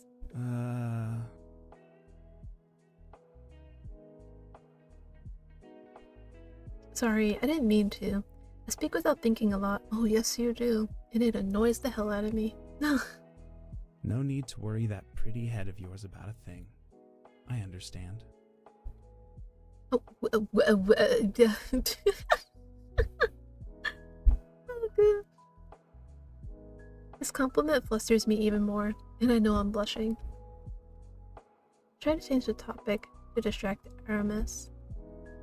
So, what do you do for work? Huh. Aramis looks so happy as he says that. Aramis is already so cute, but the fact he teaches children and is so proud of it too? That's so adorable. I gotta ask, do you have any favorites?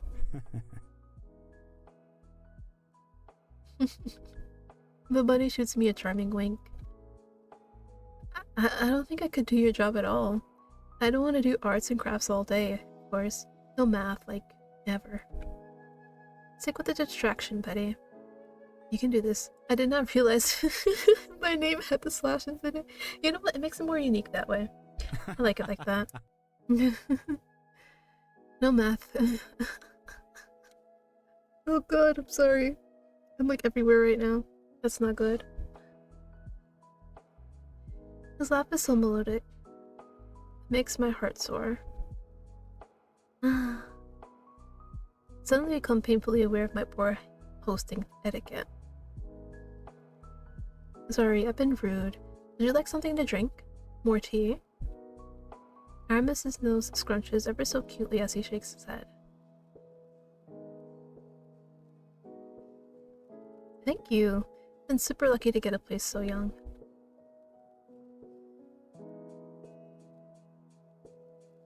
Oh, it's pretty interesting. I wonder where he's visited and what he did. Damn, I bet he put that in his profile. Well, I hadn't deleted it. Sounds so wonderful. I love to travel. With my job, I can go anywhere, but this house is my burden now. I mean, responsibility. Realization hits me. What have I done? For a moment, I take my words seriously before trying to spin them into more of a joke. Huh. Somehow, everything Aramis says makes me feel better. He's so incredibly kind and infectiously sunny. So sweet. I lean into my hand and stare at him wistfully. Oh? Pooja. Will he be okay? I can tell Aramis's concern is genuine. It's nice he cares about Cujo's feelings. I'm worried about Cujo too, but part of me is trying not to think about it. It's kind of you to ask. I think so. I don't really know. He seems, moody? Rude? Prickly? I guess a little unsocial. Huh? Has Aramis shifted closer to me? I don't know what to do. Oh. Oh no. Please, no. Well, that sounds absolutely awful in every possible way. Hard pass? Aramis and... Oh, Aramis adjusts himself, looking like he's preparing to actually leave. No, I'll fix it, just not quite yet. Inside, I'm screaming for Aramis to change the subject, for him to talk about literally anything else. Huh. Aramis, you glorious, wonderful mind reader. Agreed. I'm almost bouncing in excitement again, eager to know more. Oh? Aramis tilts his head thoughtfully. His forwardness is so appealing. I hide my face in my hand a little and mumble. My friend's engagement. Oh, I laugh painfully. No, just another horrific realization being pushed in my face and that I am terrible at finding love and destined to be alone for the wedding. Stop rambling, Petty. Stop pitying yourself while you're at it, too. hmm? Please tell me he doesn't really think that. No, oh my god, that sounds so awful. I don't want something beyond that, of course. Aramis slaps his thighs. Regardless of what happens, if you're still single, I'll be your date for the wedding, even if it's just as friends. Though, I am hoping it'll be as something more.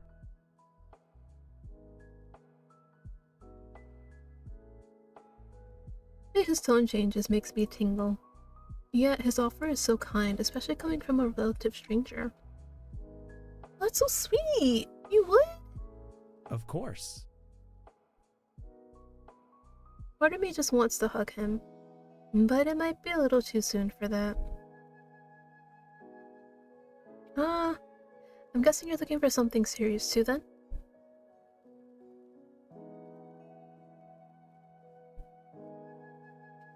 Aramis relaxes more, leaning back even more casually as he thinks. I definitely have my own aspirations. It is strange though. In my defense, it was a spur of the moment 3 a.m. kind of thing. I rub the back of my neck. It's kind of embarrassing to admit, but you might as well get used to it.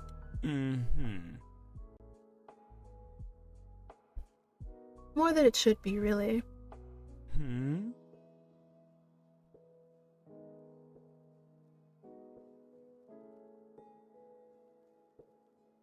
Something just clicked. Aramis is probably older than me. Or maybe he just has a mature air about him. He definitely seems more put together than I am.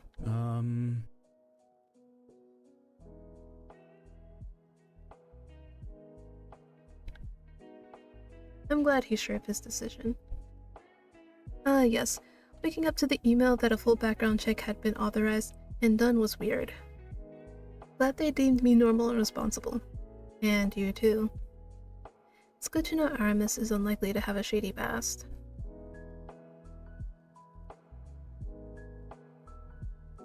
I shake my head. I already feel comfortable around you. And Cujo, I guess. Safe, really? If I didn't feel comfy, I probably would have snuck off to call the police, but I do feel comfy, so... Huh. Aramis leans forward then, a finger resting on his shin as he smiles. Oh?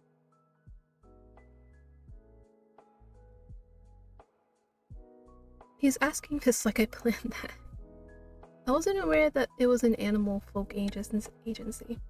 I may have been tipsy, and I was on a certain website and got an ad. Honestly, I thought it looked so shady. Like you said, looking into it more made it seem legit. A certain website? Dare I ask? Why did he latch onto that bit? It's not what you think! Oh.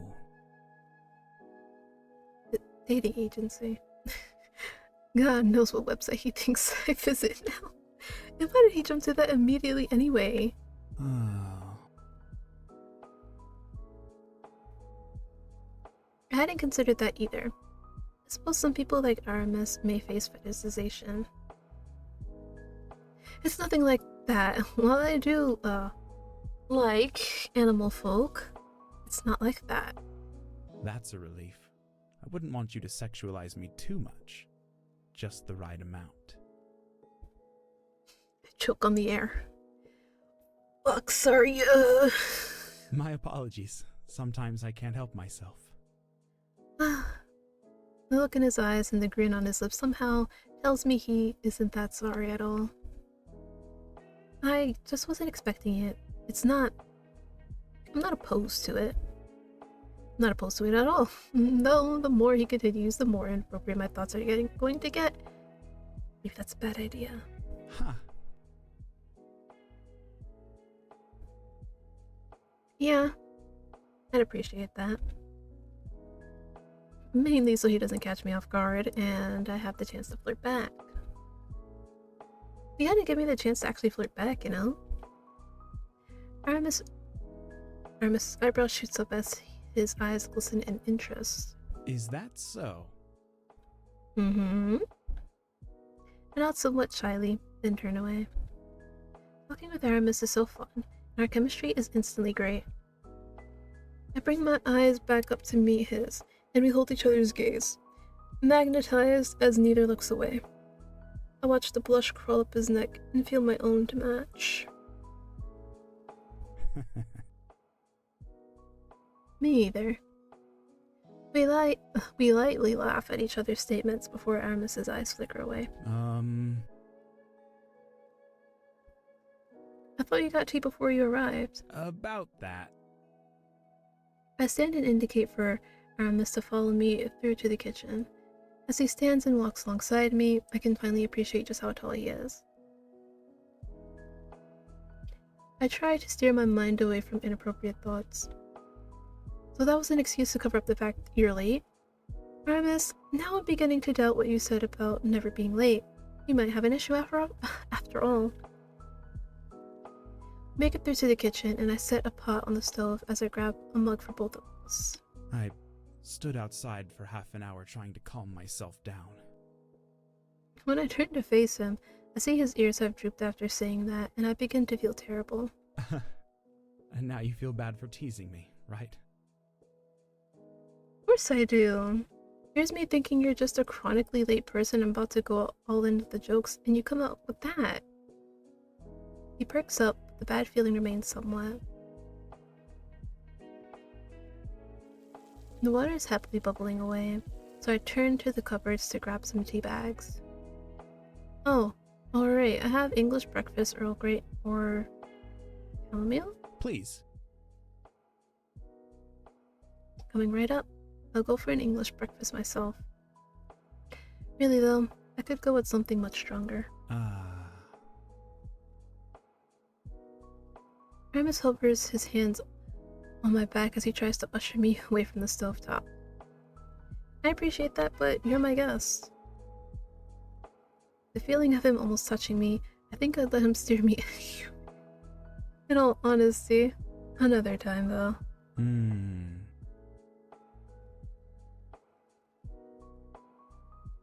I glance up from the tea briefly to check out Aramis. The adoring grin on his face seems to be an almost permanent fixture. Are you always so sweet? As I stir the tea bags in the mug and watch the hue disperse, I can feel Aramis's eyes on me. So you seem pretty sure about your decision. What did your friends and family think?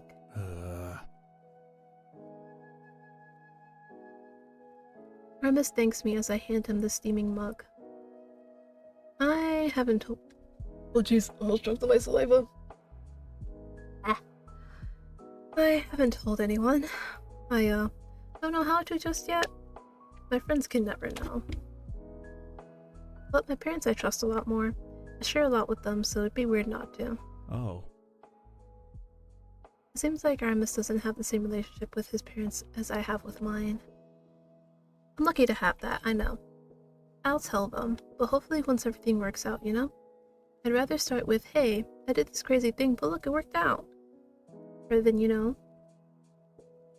overprotectiveness and constant concern. Huh. I nod appreciatively, and as I'm about to resume the conversation, I hear a sharp cough behind me. Have you made a choice then? How did he sneak up on us? And, clearly he isn't feeling any better. I feel so bad for him. Hi, Cujo. So? Okay then, no sympathy or patience from Cujo. Please don't raise your voice. Stealing myself with a deep breath, I turn to address both of them. This has gotten even more complicated than I expected it to. If you can both just bear with me. I'm trying my best here, guys, please. He has nothing to worry about. Smooth fucker.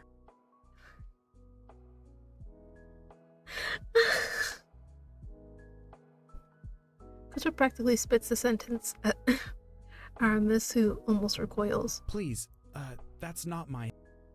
I feel the need to interrupt before this escalates. Hope you are lovely. I appreciated getting to know you both, of course. Please, just pick so we could deal with whatever it is. I'm sure either way it'll work out just fine. As Kujo turns to look at Aramis, I'm scared he's going to say something brash again, but instead he simply nods at the other man. Aramis smiles at Kujo, who almost returns it. I wonder what is going through both their heads right now. Aramis is as polite with Kujo as I think he is with everyone. Kujo seems pissed at the situation, but not so much Aramis himself. I know neither of them deserve to be waiting around on me to finally make up my mind. I hate to think either way someone might get hurt and end up thinking the worst of me because of it. Right. This is it. I don't have to make a choice, so... I think we'll make the choice here and then... we will move on to Cupid's kiss. So guys, after getting to know both of them, who would you pick? The rabbit or the cat? Now granted, they both have their positives and negatives. But... I wonder...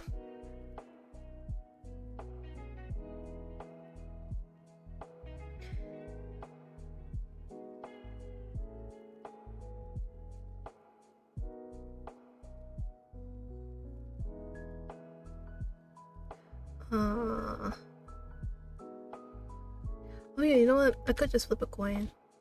Like I said, both of their stories are pretty good, so... Let's see. Aramis will be heads, and Kujo will be tails. Do it that way. And stretch. I mean, you gotta say too, Prismo. Now again, we may not ever play this on stream again, but even still. Thank you for the stretch.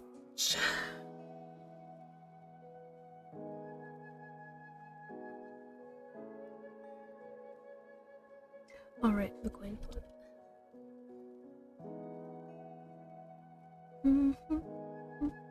Alright. So the first flip was tails. I usually do like best 2 out of 3. So basically, I flip until I get like one of them twice. Alright, so the second flip was heads, so this is the tiebreaker. Whichever one it lands on, that's who gets picked.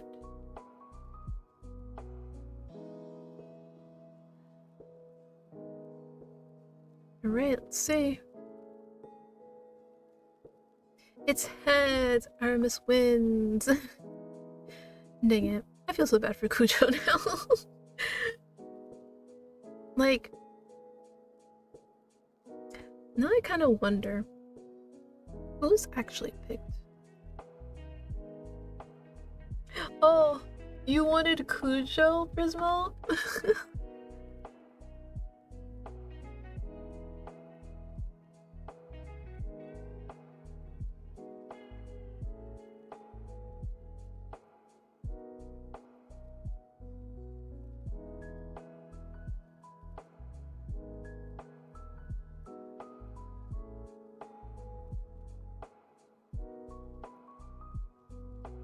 Yeah, I wanted to see where it would go. I mean, listen. It was just a coin flip. Ultimately, we get the final say, Prismo.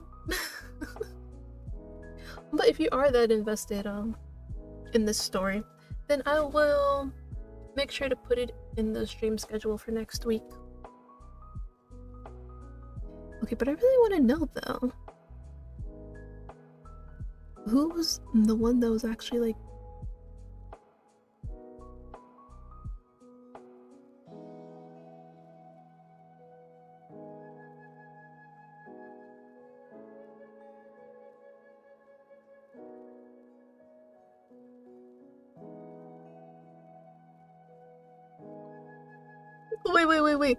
Wait. This is funny as hell. So they said if you don't pick Cujo, so this is the person who created the game actually, I believe, right? Yeah. So they said if you don't pick him, he just goes home to play Beat Saber and smoke a joint. Then tells his therapist and they talk through the pain.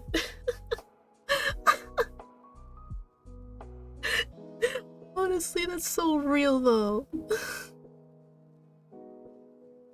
That's so real.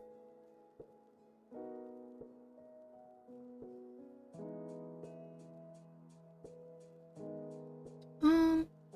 Oh wait, let me pick first. Yes. No, he's a baby. Yeah, definitely based. But yeah, I'm just trying to look real quick to see if like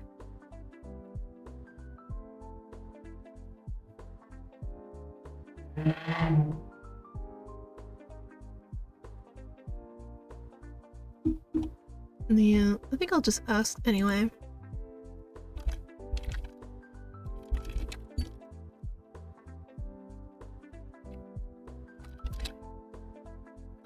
I'm curious.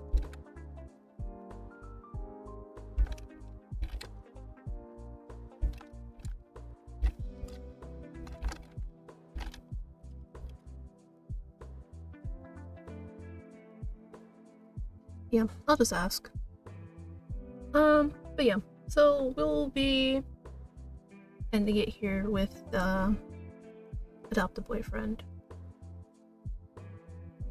and we will be starting Cupid's kiss. Well, hmm, I don't know, because I feel like I've done uh,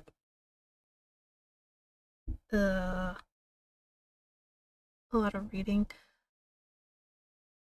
Because like I'm still kind of a little bit on the fence about the whole um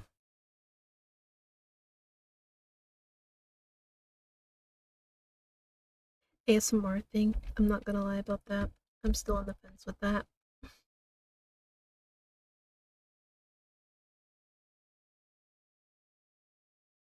Like at first I was like, you know what, sure, that sounds fun. Maybe something I can do. Because I did. I do know that some people were like, oh, you know, it's pretty decent, but I don't know. Because like it's never been my thing. But I feel like it's always good to like branch out and whatnot, right?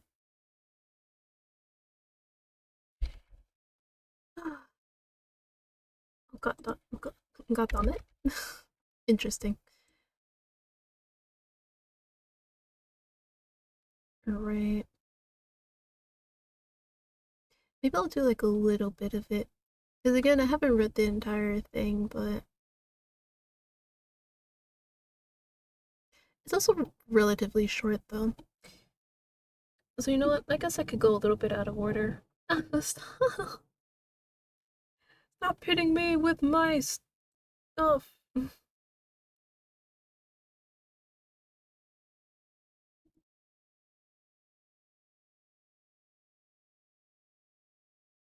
Why doesn't look like this? Ow! You're so mean to me. I'm only kidding. I'm only kidding.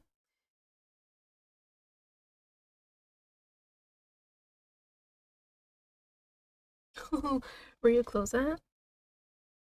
What? You're telling me you want to see me clothed? You don't want to see me unclothed? Like, what if I did this? Hello, Gar. Welcome to the stream. I'm not gonna answer that. Of course not. Why would I do that? Um,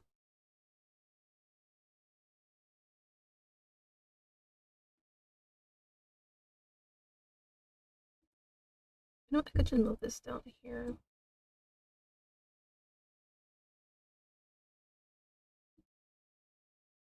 I'm so sorry, that was so slow. Oh god. Well, you're just in time, Gar. I decided I was gonna do a bit of the ASMR that I had on the to-do list.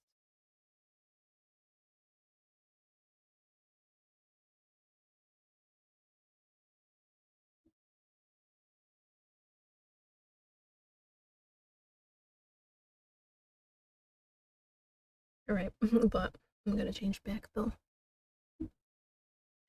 Alright,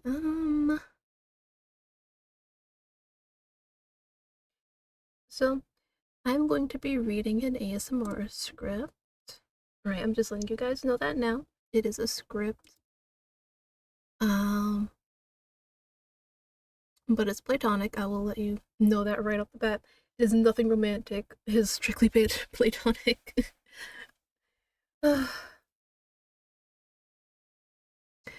But then again, it's like, again, I've never done anything like this before. So I guess I'll just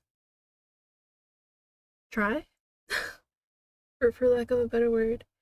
Is it hard to see this little clip out? I don't know. I'm looking at it from like a smaller kind of perspective. Maybe it's big enough for you guys. You're right.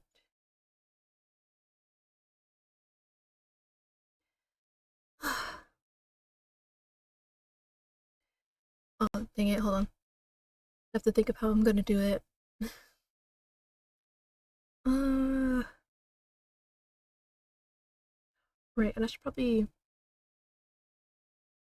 I mean, the music's already low enough, but I can turn it down even more. You're right. They're almost here. I should check again to make sure everything's ready. Popcorn is popped, and their favorite soda is in the fridge, and the movie is in the player. Yep. Wait, I forgot to change the stream information. Totally didn't forget.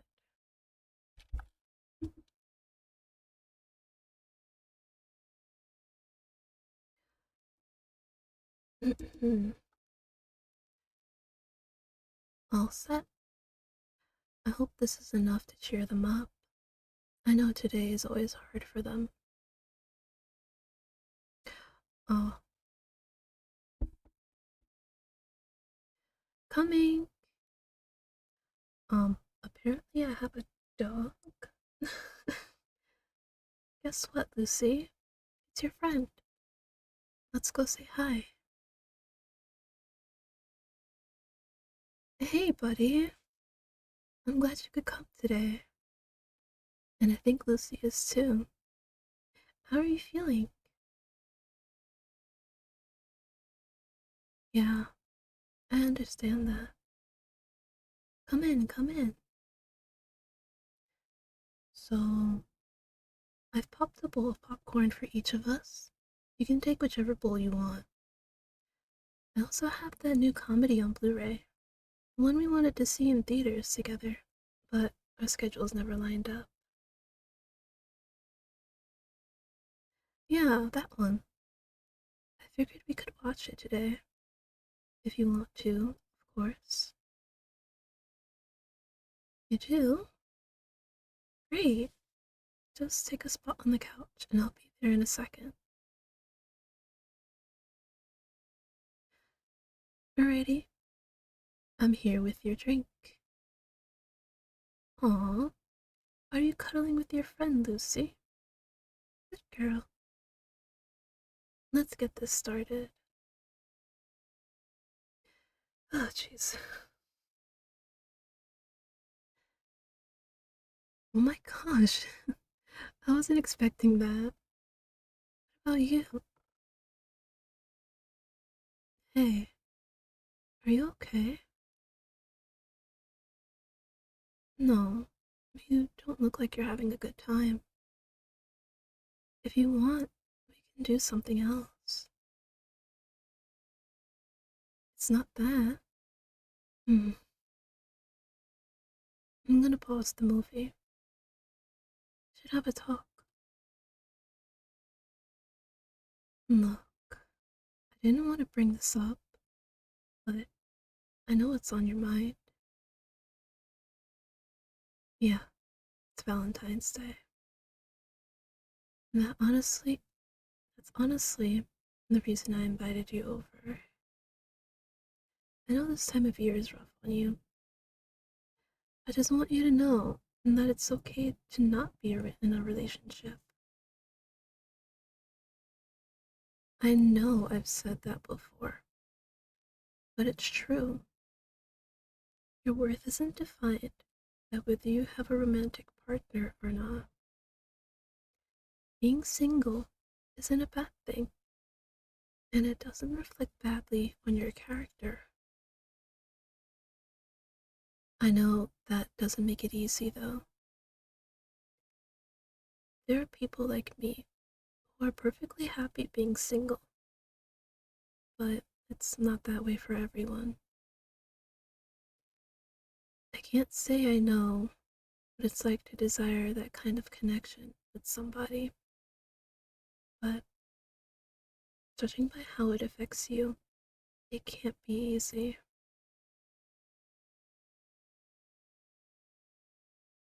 No, don't apologize. It's not your fault. Your feelings are valid.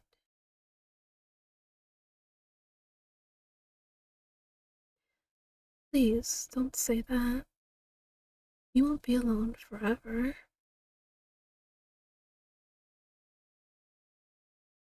No, you won't. This is going to sound super cliche, but there are plenty of fish in the sea. Statistically speaking, there are thousands of people out there who'd love to have a chance with you. You don't think so? Why?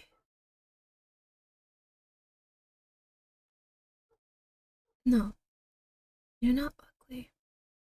Not physically or personality wise.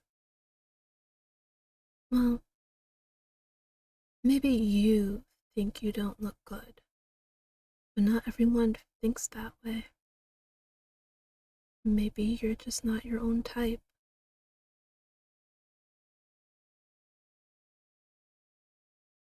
Don't compare yourself to celebrities or models. Do you realize how much makeup and Photoshop goes into making them look perfect? Nobody can look like that naturally.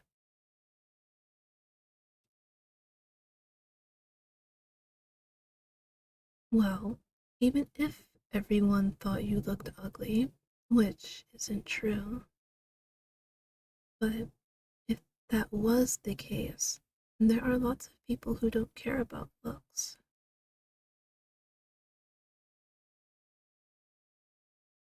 Then what do you have? Lots. You're kind, generous, intelligent. You have a great sense of humor. I could keep going on. That's why you're my friend, and it's why someone will be honored to be your partner someday.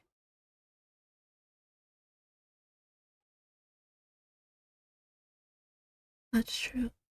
It takes time to find somebody, especially when everyone's always busy with work and stuff like that.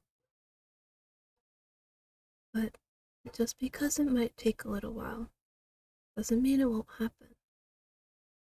And in the meantime, you can try to focus on the love you do have.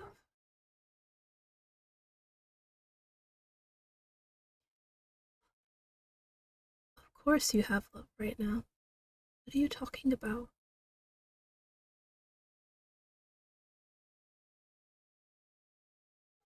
Oh, I get it. Despite what all those movies, shows, and ads say, romance is only one kind of love. There's plenty of others. Like what? Well, there's familial love, like when a kid loves their parents, or when siblings love each other. There's also platonic love. You know, when you love your friends. You can also love yourself or your pets.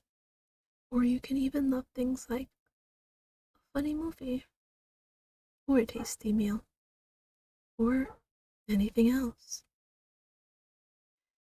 I know that Hollywood tries to push romance as the most important kind of love that no person can live without. But each type of love can hold a different importance to everyone. Just look at me. I don't really care about romance, but I love my friends and my pet.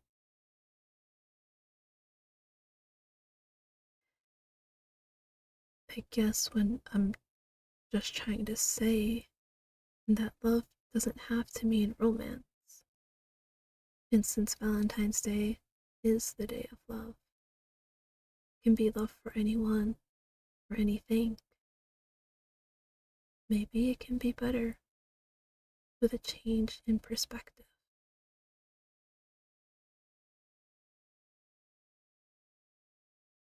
I know it's not easy to do that. It's not like you can just flip a switch and change how you look at something, but maybe you can give it some thought. And I also want you to know that I love you. You're my best friend. Lucy says she loves you too. I'm being serious. I love you. And because I love you, I want to give you some advice. It can be hard to express other types of love if you don't have any self love. So, you should treat yourself. Take a break today and indulge in what you enjoy. Remind yourself how wonderful you are. Show that doubt in your mind who's boss.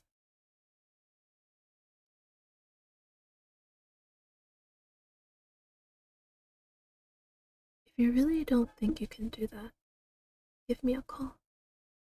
I'm more than happy to remind you how amazing you are. Are you feeling any better? A little? I'm glad I could help you a bit. Now, what do you say we finish the movie and give Lucy her much needed attention? I'm glad you agree. I think Lucy heard me say that. Jump up here, girl. Come here.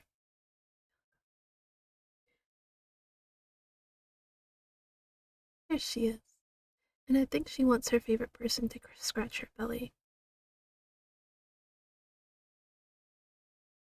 Happy Valentine's Day. I hope that today you can feel how loved you really are.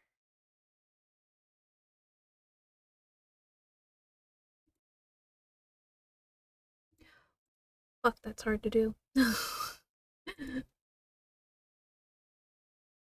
But yeah, that was pretty much it. Like I said, it was. Oh, God. No. No. Oh, God. Almost got Twitch bonked. But yeah, like I said, it was short, so hope you guys enjoyed that. Uh,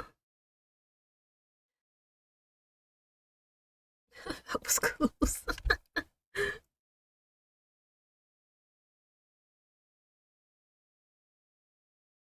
Yeah, it definitely was. I will say that. I can bring that back up. Sometimes I forget that like I still have like the VTube Studio window open, like clicked on, and so when I use my scroll wheel, my model just goes bigger, you know. But I hope you guys enjoyed that little ASMR segment. Um, yeah, it was it was very short. Oh god. But I never said it was gonna be long. All I said was that it was a script. Alright. Uh, well, we still have plenty of time, so I think we can like jump right into like Cupid's Kiss. And then we'll probably like take a break, maybe watch some videos or something like that. Let's see, Cupid's Kiss, Cupid's Kiss. Where is that again?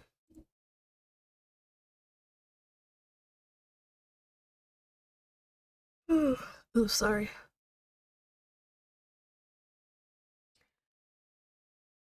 Or we could just sit here and yap for a bit before starting Cupid's Kiss. If that's something you guys would want. You know what, we could. So what you guys think about Adopt a Boyfriend? Is it interesting?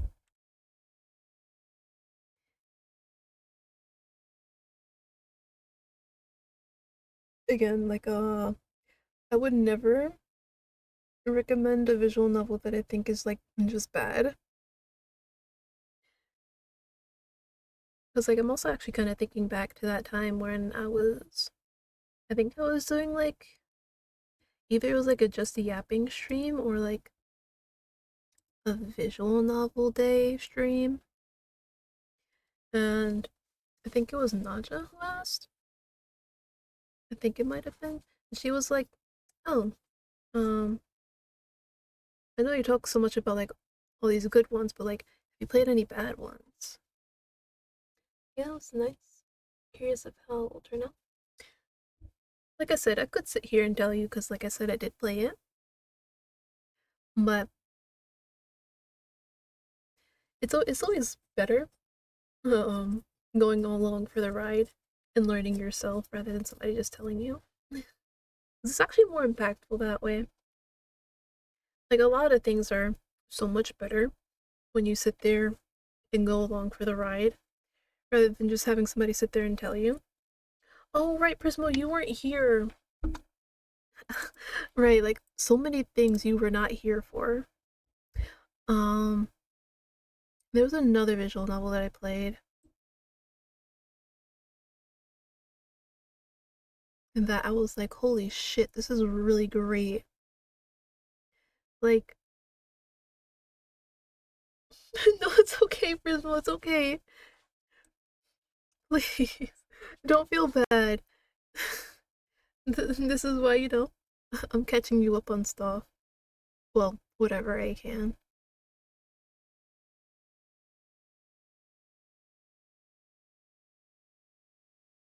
But yeah, there was this one visual novel. I forgot how I found it. I think they like posted about it um on either like Blue Sky or Twitter. I think it might have been Blue Sky though. And I was like, okay, sounds interesting. And actually, you know what? I could pull it up on the screen right now. So it's called Keyframes actually. Where's the fucking window? Oh, there it is. I don't sit there and tell me it's not connected. Oh, it's connected to Discord. I knew that. Um, Let me just move aside real quick. Is this me? Okay, it is me. I had to make sure. So yeah, it's called Keyframes. And at first I was like, okay, seems interesting when you go through like all the little images.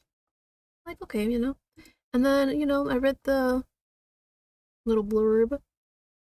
So basically, if you guys know me, um, I'm absolutely and completely and utterly in love with the Our Life series. And and basically reading a little bit about this, I was like, okay, kind of has like an Our Life feel to it. And surprise, surprise, they did mention that they were inspired by Our Life.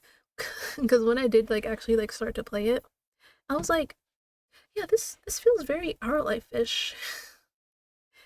So, like I said, I would definitely know if something is inspired by Our Life because I've played like so much of it.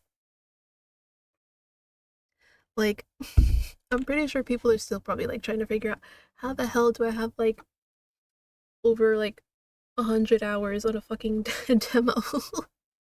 But I'm telling you, sometimes it's just that good. But yeah, what I was going to say about this is that I really liked it. It was like really good. Like I was genuinely so sad when the demo ended because I'm like, no, I felt like I had friends again. Like that's how invested I was in it. Because I remember I looked up from streaming it. I'm like, wait, it's been 4 hours. Like I forgot who was there, but they could attest to that. And I'm like, holy, because I literally did not realize that it had been fucking 4 hours since I started it. And that's how good it was. Like a game is really good when you get so immersed that you don't even recognize the passage of time. Damn, yeah. It was really that good. Which is why I'm very excited for when it does eventually come out. Because it also kind of focuses on college. Um I mean sure there are plenty of games out there that do, but like in our lives, what's the word? Our life's case, it's more of like a progression. So like it skips years, kind of. Actually I can just You didn't see that. You did not see that. Um Pretend that did not happen. Yes, Sheepy Patch is the people who did make our life. Oh, that's the soundtrack. The fuck is it? Oh my god, why can't I find it? Oh, there it is. Blind as a bitch. Well, first one, this is like the first our life. Um, the progression in this one is like 5 years. So you start at age 8 and then it goes up by 5 years, 4 times. So 8, 13, 18, and then 23, right? Yeah, 23. So that's how, our life is different in that aspect. So you're just getting like little bits and pieces of the characters at that age. Whereas with this one, it's centered around entirely of your college, your college year. Let me look at it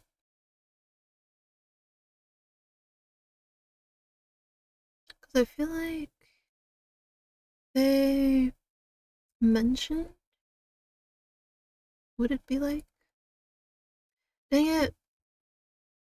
Why can't I remember? Yeah, I feel like they explained like how long it'd be like. I think it might be the entirety of your college life. Again, don't quote me. I'm not entirely sure.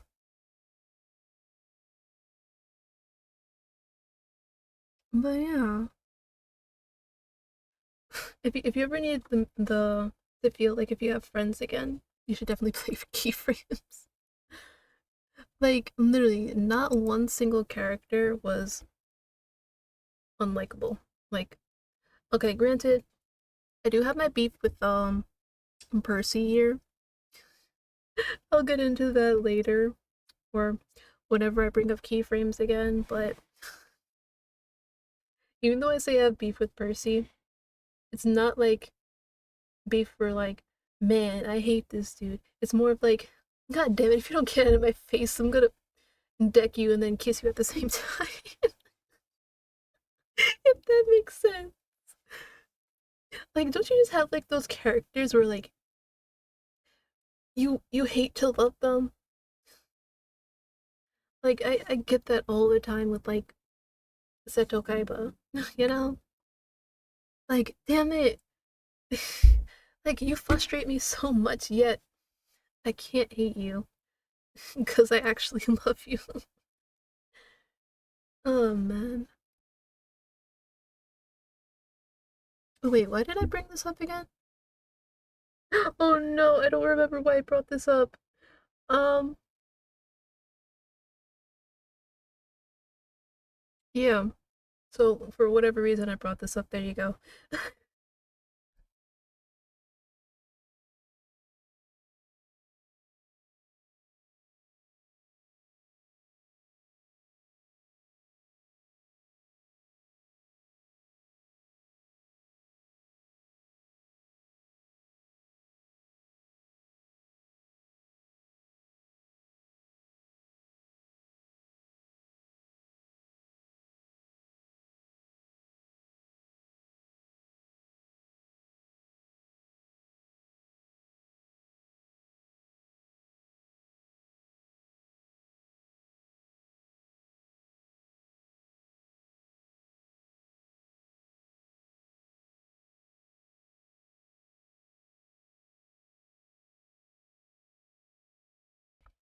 Sorry, I was being talked to.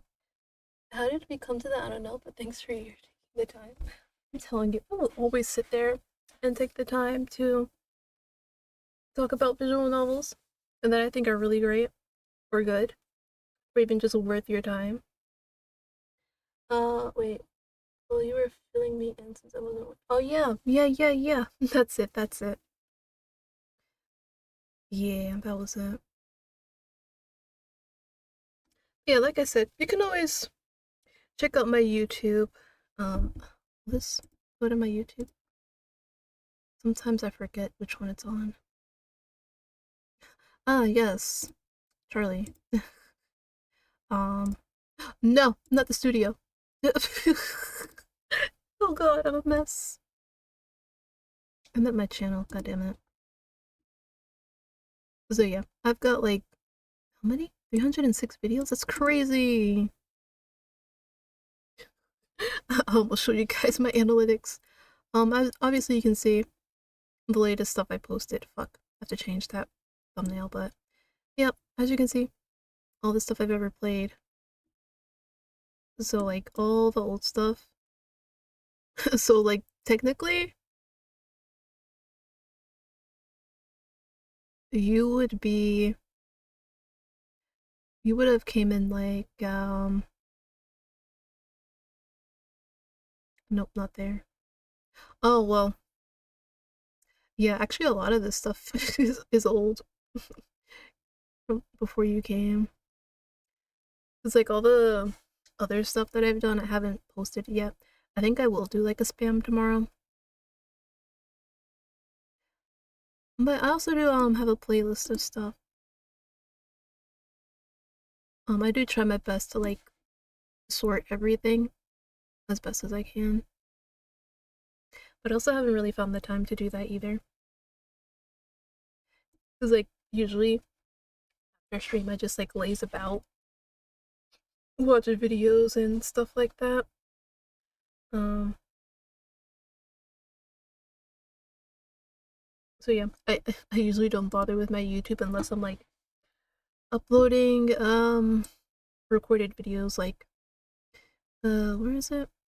Like Soriza or Slow Damage. Uh so yeah. If you ever want to look back at stuff I ever did, my YouTube's the best place to do it.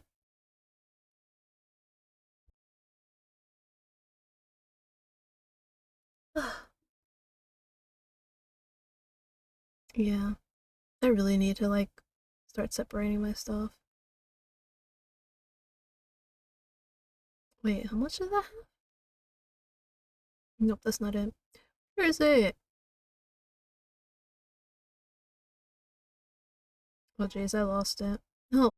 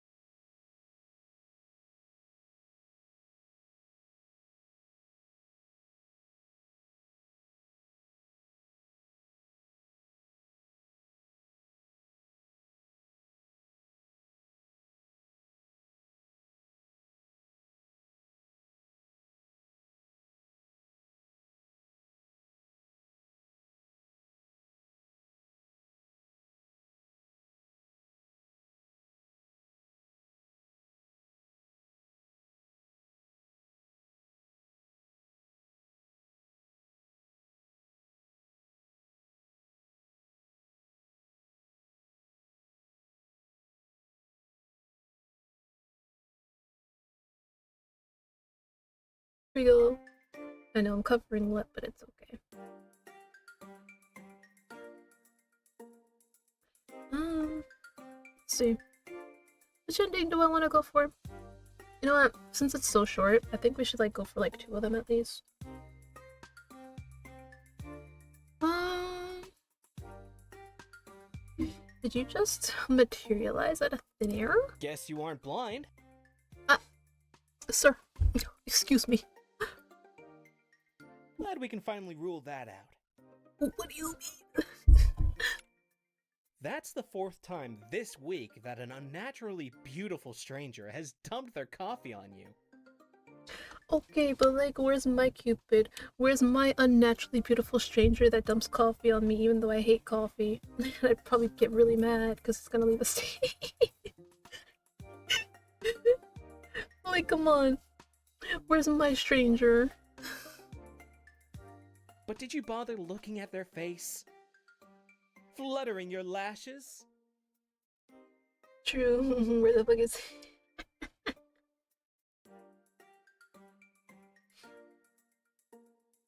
Making small talk? It's like you're trying to make my life harder. Sir.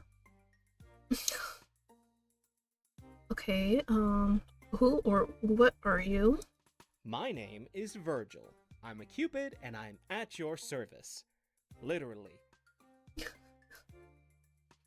Ma'am, if only I had my own personal Cupid. Or maybe my personal Cupid is working so hard, but I just insist on staying inside. I'm also at your service. You sure are, actually. Oh, guys, you didn't... Well, I know you weren't here earlier, but I will ask again, but would you guys want, like, a shorthand cam where I, like, put the cake that I made yesterday? And, you know, I pretend that, you know, I'm sharing cake with you guys. Hell yes.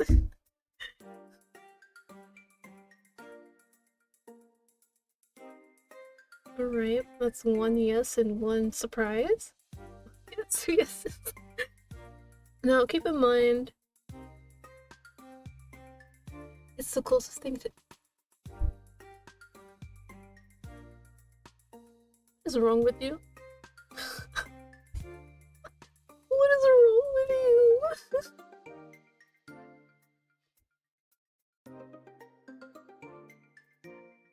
Sir, can you keep your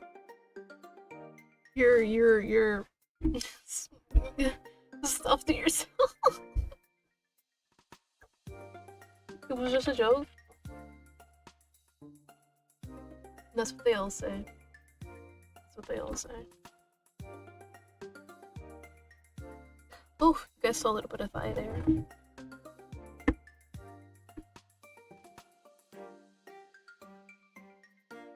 But yeah.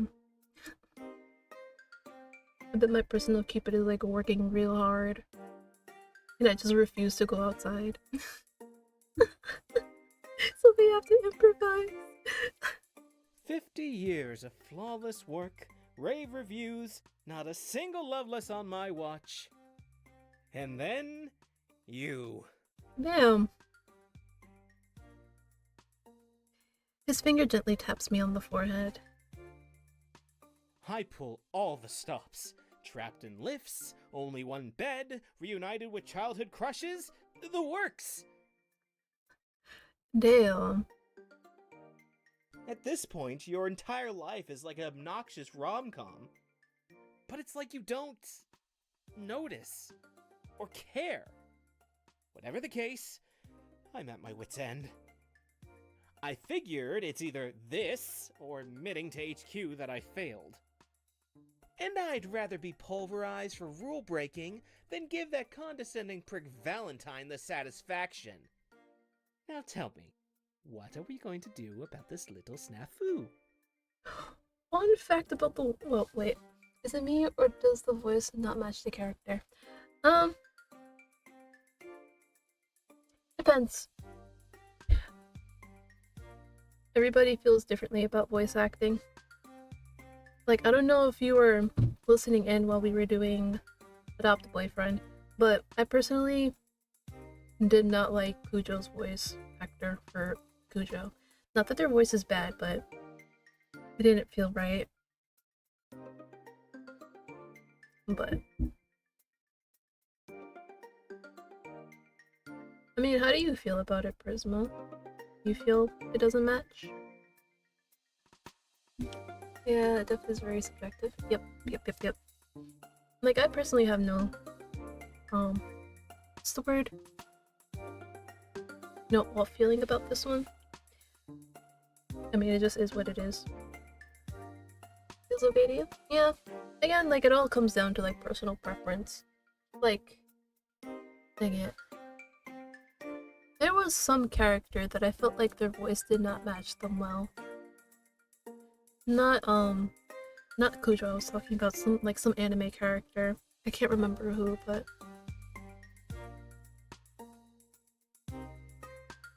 And you know what? The same thing actually kind of happens as well with, Because so far, right now...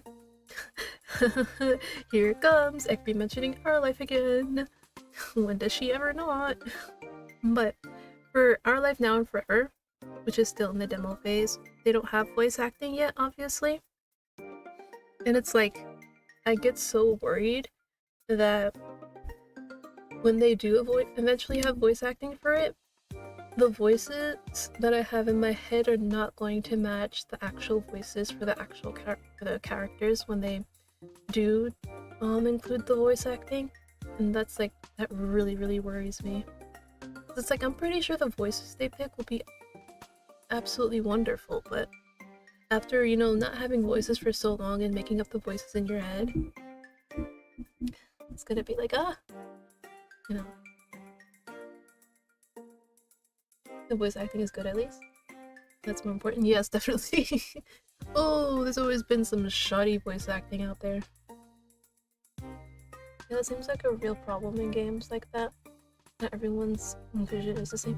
Yeah, but it's not like, well,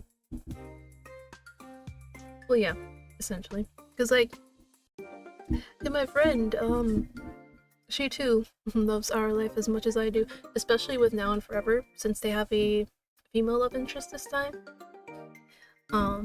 So we both, like, absolutely love the game.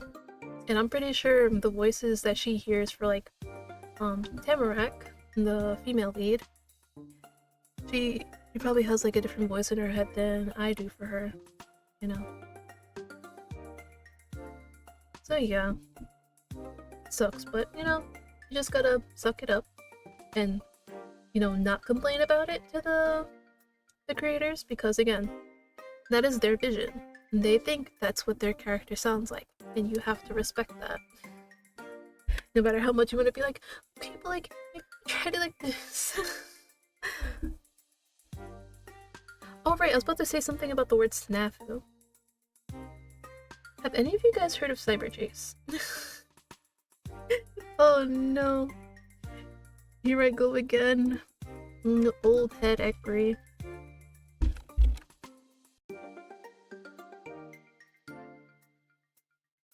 Doesn't mean they're are absolutely correct, but in general, yes. There's def cases you can argue about it. Oh no, not the ads. Wait, you don't get ads, Bubba. Okay, but like, have you guys ever heard of like Cyber Chase though? Because whenever I hear the word snafu now, I can only think of like Cyber Chase. Cyber Chase was like this kid show. I forgot what exactly it was. Like what it was specifically. I think it was like a mostly math kind of show. Let me see. Okay, so here it is, yeah. Using gadgets and following clues, the team solves math mysteries and any other problem that comes their way. And like you guys know, I absolutely love mystery. So the fact that that's what they, you know, have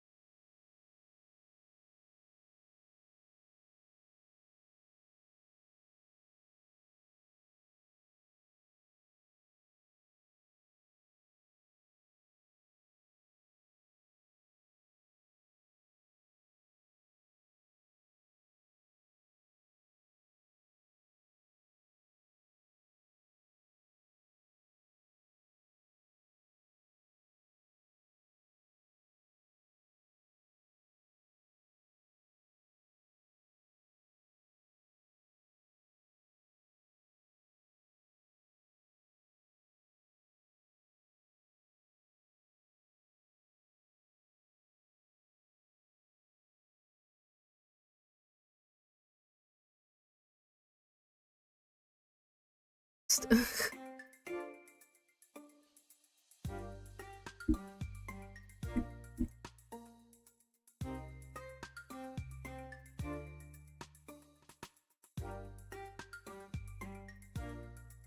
Really Odd Parents, SpongeBob, the classic Pokemons, any Cartoon Network shit. I think I didn't start watching like the Cartoon Network stuff until I was like a teen. Like on TV, I was blessed with Cartoon Network's golden era. Oh my god, yeah, right. Did you guys ever watch Teen Titans? It's really not that different. Nickelodeon too, but not the iCarly stuff that much. I mean, that's fair.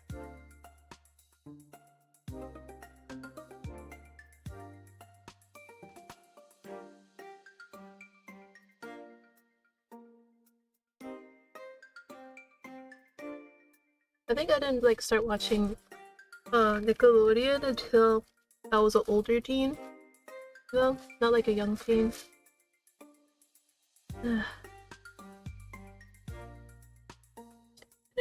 Watched much of that. I think I got married when I was a pretty bit older. Well then again, like I said, there's a few years between us, so for you it might have not been like a cool thing, but to me it was everything. Like I really loved Teen Titans. Or whatever it was called. But yeah, I think most of my childhood was compromised of like Cartoon Network and Boomerang. Kids Next Door, Teen Titans, Batman, the Animated Series, Samurai Jack, and Ed, Edd n Eddy. I was with you until you said Samurai Jack and Ed, Edd n Eddy. Okay, but like, not that I'm hating on Samurai Jack. But definitely Ed, Edd n Eddy. I judge everybody who's ever watched that show. Like, why? Why? Ed, Edd n Eddy is goated? No, it's not. You see, the fact that you're sitting here saying that you watched it makes a whole lot of sense about you. You can't hate on that? Yes, I can. It's fair enough, but it was nice. At least the part I remember. I was little. Like, listen, I've never watched SpongeBob, but I will give you SpongeBob because at least it wasn't as mind-numbing as Ed, Edd n Eddy. That was prime show for people my age, man. Right. Everything is starting to make sense about you, man.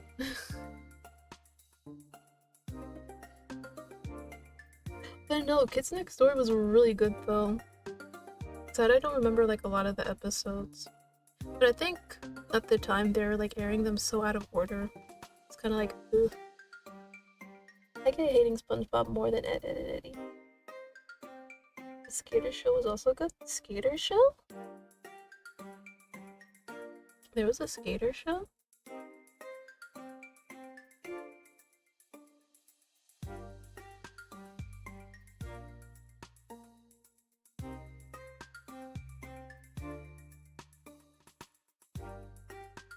Oh, were you guys not into like Ben 10 or anything? Rocket Power? What the fuck is that? It definitely sounds like up your alley. Ben 10. This is showing a true age gap. Bro, there's only like a few years difference. You're making it seem like you're like 10 years older.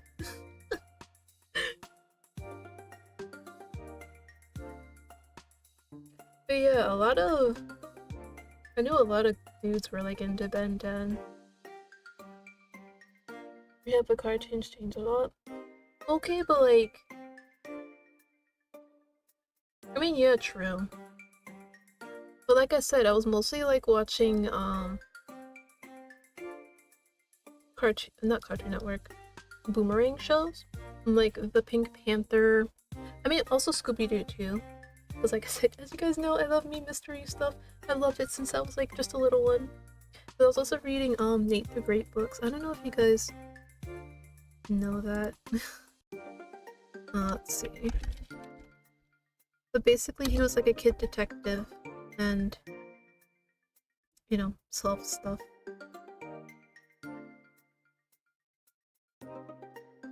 So it'd be like Nate the Great and the Missing Tomatoes, or what were some other ones? Images, please. Hey, Nate the Great and the Phony Clue. And I think at one time his dog went missing. Yeah, I really enjoyed like those books. I know I'm suddenly getting into books, but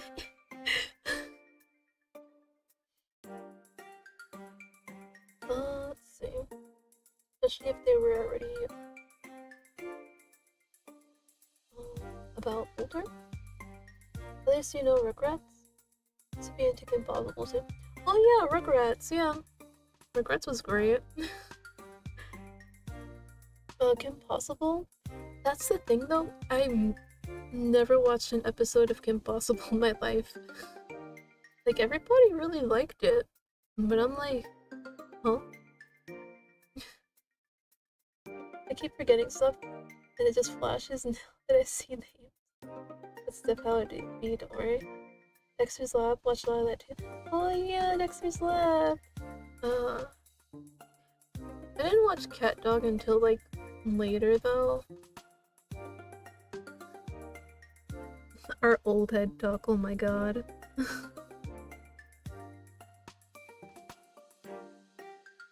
Let me see. Oh, did you guys ever watch Billy and Mandy? That was a good one. And Powerpuff Girls? Well, the Powerpuff Girls, I'm sorry.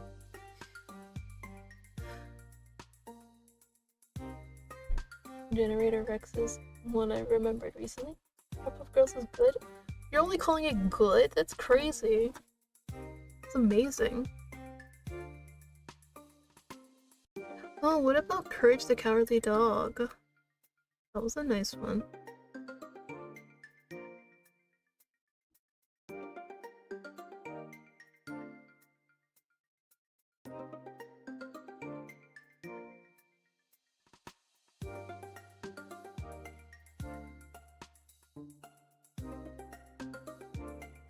Oh, what about Johnny Bravo?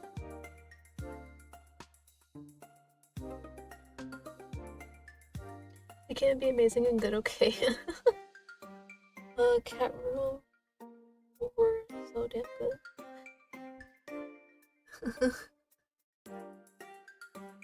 Well, you can't like Johnny Bravo and hate on Eddie. Yes, I can. What do you mean you can't? Yes, you can. They're the same show? No, they're not.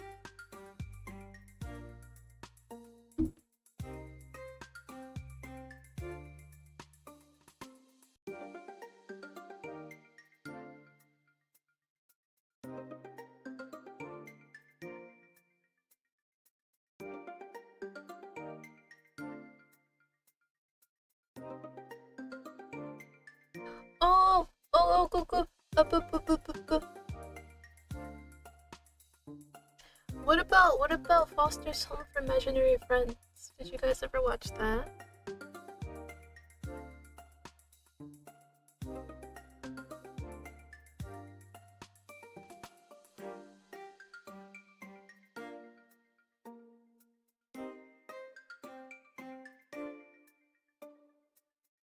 Bring back you don't pay? Huh?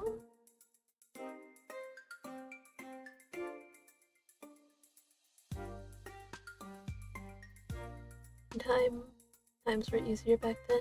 Good cartoon and snacks. That was nice too, yeah. But now they just have slop on TV.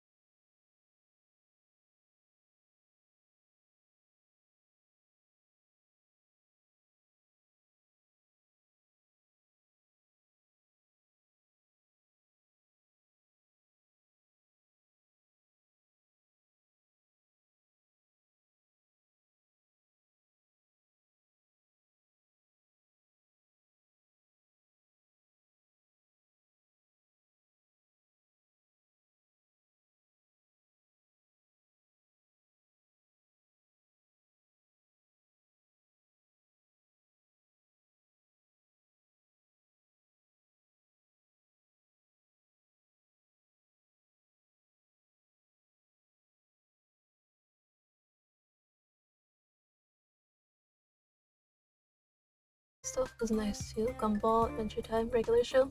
I cannot agree. I'm sorry. Now, mostly because I never watched them, but also because I had no interest in them. How am I? I'm good. How are you? I'm just here, playing some, Valentine's Day stuff, Valentine's Day adjacent, and just, chatting with everybody here. And as usual, going on tangents and forgetting stuff I said like a minute ago.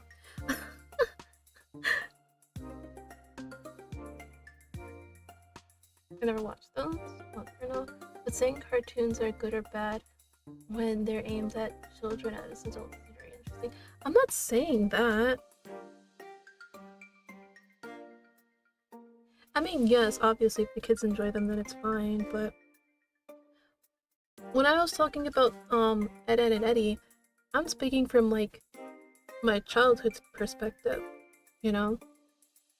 Like obviously as an adult or even like an older teen, obviously I'm gonna feel like all the stuff is childish, but I'm making it about newer stuff. Oh, okay. I mean, fair, yeah, but it's also kind of like, do you really want your kids to be watching like stuff like that? You know?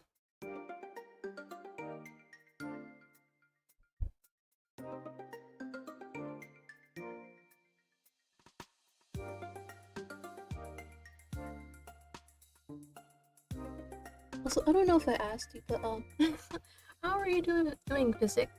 I mean, Jesus, physics. I'm sorry, I'm terrible with names. I don't know if I asked you how you were doing. Like I said, I forget instantly. I'm sorry.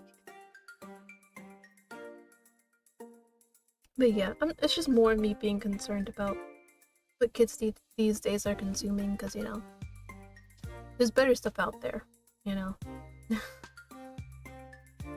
Well, I guess not in this day and age, but put your kids on to, like, the good stuff. Ah! God damn. Bug. I didn't even get it. Literally older stuff was filled with bad stuff. We didn't know care. I mean, listen, I'm not saying it has to be the older stuff. I'm just saying like good stuff in general. Look at him.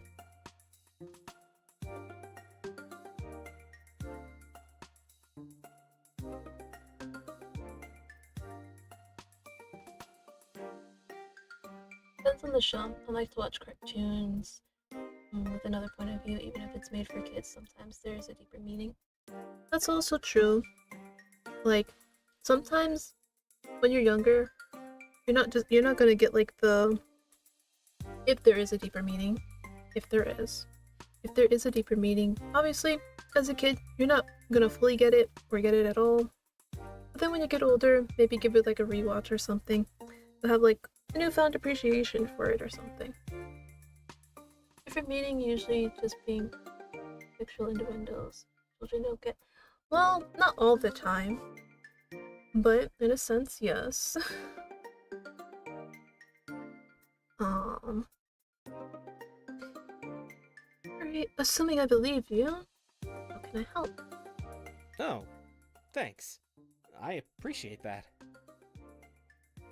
At least in the older stuff. There's also just joke that fly over your head when you're kids. Impossible was known for that. All the innuendos. Like I said, I wouldn't know. I never watched Kim Possible. I had a feeling you'd be less understanding. I was a real pervert. And as a child, you never know. Like, with the whole Dan Schneider thing. I was a kid. You thought it was just like, them being wacky and weird. But in reality, you guys are a real weirdo. What I need is for you to fall in love already.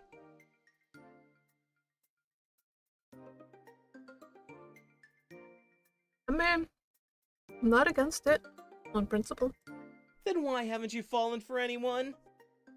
Look, I can't move on to my next assignment until your stomach goes all aflutter.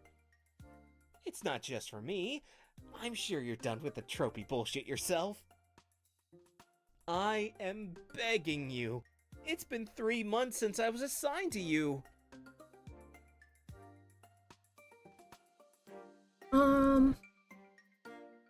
Just to be clear, all those closets, lifts, basements, wine cellars, that was you?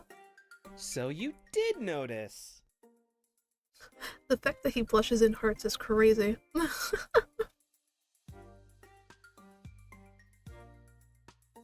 Kinda hard not to.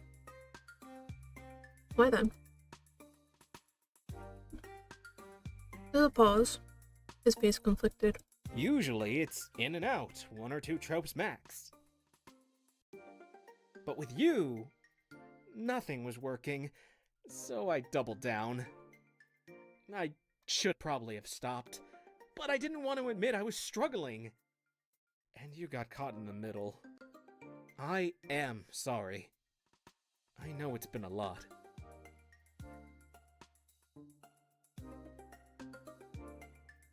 I mean, no harm in asking for help. I know. You'd think after 50 years it'd get easier, but it hasn't.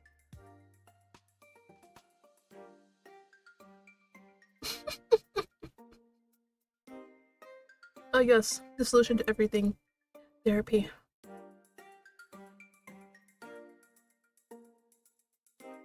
Yeah, Limbo isn't big on mental health. If we got over our problems, we'd just move on and they'd lose their free labor. That's a crazy thing to say, I'm not gonna lie. Can't have that, can we?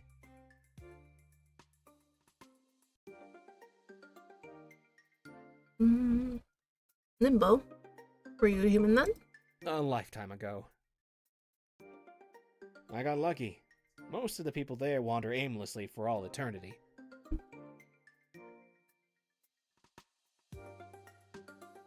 How'd you get the gig then? It's my job to ensure you never get the chance to find out. Regardless, we're stuck together until we can get your dead heart beating again. And I'm sure you share my desire to get unstuck as soon as possible.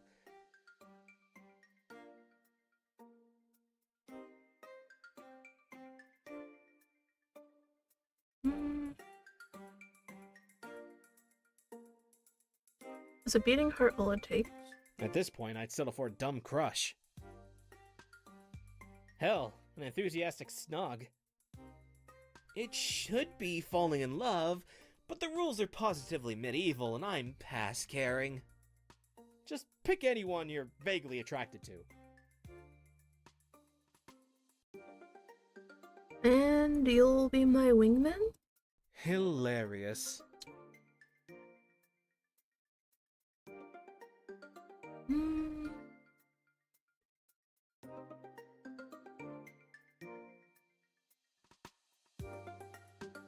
I'd really rather not.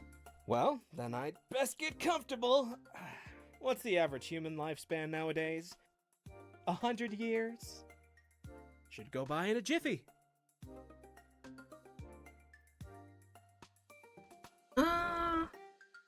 Just because I'm alone doesn't mean it's a joyless life. Are you truly happy? I don't want to say. Pretty much, yeah. The reason your attempts have failed is likely because I'm not in need of your services. My heart seems to be beating just fine. Just not to the drum you set. Are you telling me HQ made a mistake? That's fair. Thank you. I think maybe that will be enough to satisfy them. Can't wait to rub this on Valentine's nose. Finally free from each other then? Goodbye, Virgil. I wish you the best.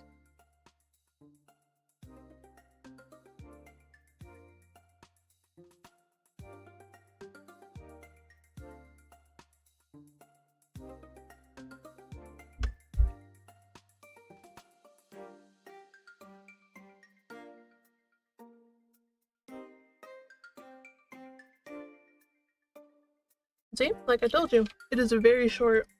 So we could probably like pump out 2 more endings if we really wanted to.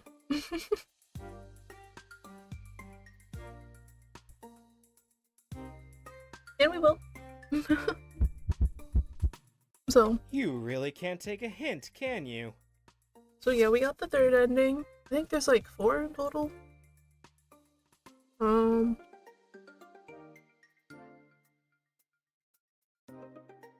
not totally sure how to get the other 2.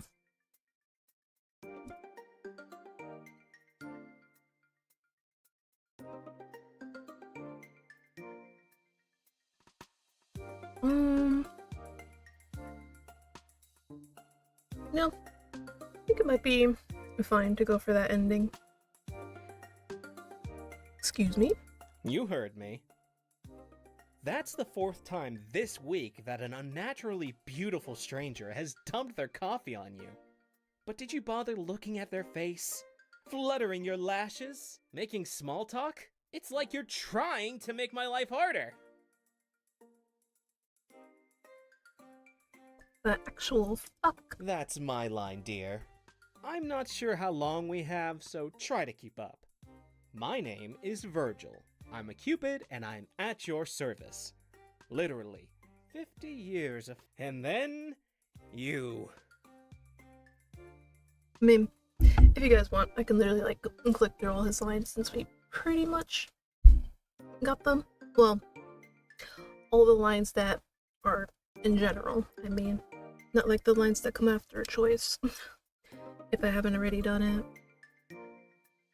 I pull all the stuff at this point, but it's like you don't. Whatever the case, I figure, and I'd rather be. Now tell me.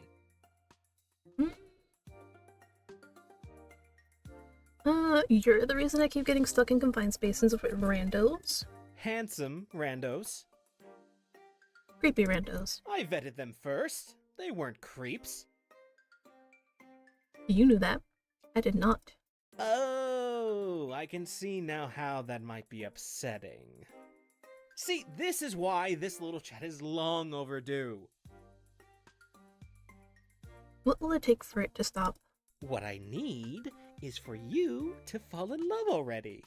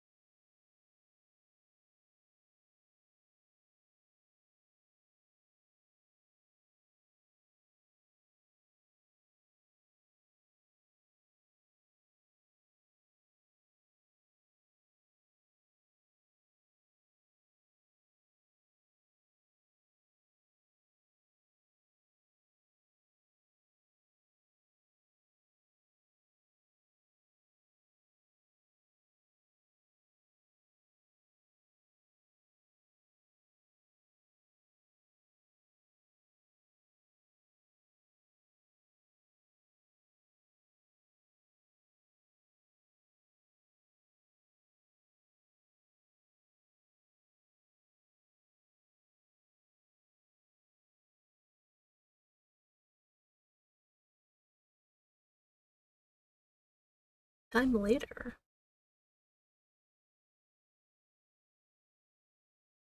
Cruelest of fates. The most bruised of souls. Falling in love for just a second and carrying it over a lifetime. How heartbreaking. Who are you? I am Eros, god of love, sex, and everything in between. Tell me, child, would you give me your afterlife? Bring love to the hearts of those who yearn for it. Thanks, but no thanks. I want no part in your little hustle. So be it. Fade into nothingness. Wander away, ever wondering what you could have been. Hell yeah! Eternity! Oh, so that's how you get that ending. I could go back quickly and get that other one. Oh, jeez. You really can't take. Yeah, this is why we have skip buttons, guys. Actually, hold on. Let me do this one. Pretty man. Guess you aren't blind. Glad we can finally rule that out. um. Okay, what do you want from me? Isn't that obvious? What I need? Hmm.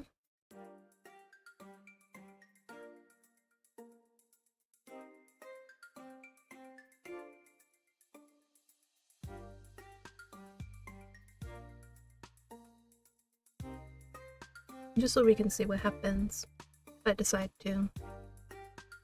Da, da, da, da, da. Oh, jeez.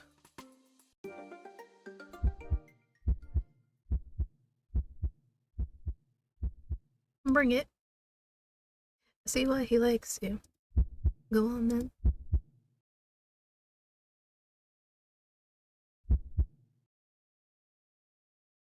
Hey, stranger. Hi. You get to smooch Virgil for eternity. Hell yeah. Damn. That's why I had to die in order to be with him. That's crazy. Hell yeah. I know, right? Alright. How long has the stream been? We're closing it at 4 hours, guys. Let's go for 6. No, I'm kidding. If only it was that easy. I know, right? If only falling in love was that easier. We all wouldn't be here right now, would we? You know what? I probably should have, like, had a thing where I can just, like, cross off my to-do list. Ekri did not think that far. Was surprised.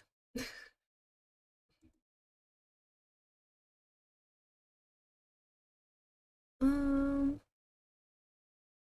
Alright, we could just take a moment to relax a little bit before we throw ourselves into yet another visual novel.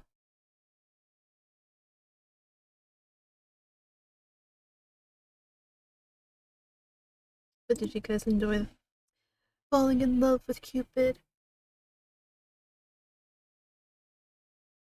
Again, a lot of these visual novels are available to play on itch. You just have to search up the name, and you'll most likely get the hit.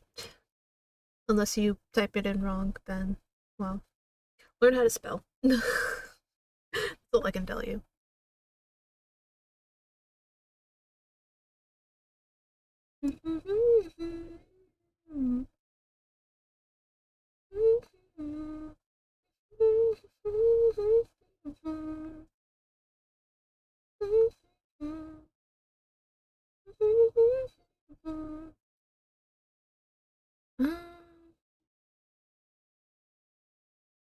Trying to see if there's anything we can look at in the meantime.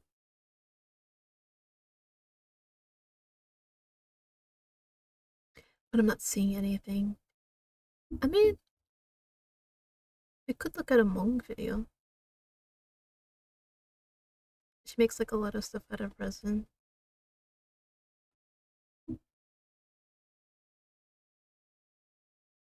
I think it'd be a nice what's the word? Time waster. Time waster.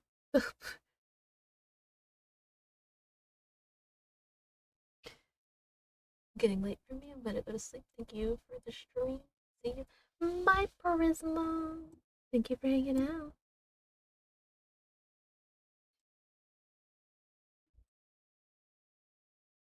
I hope you sleep well.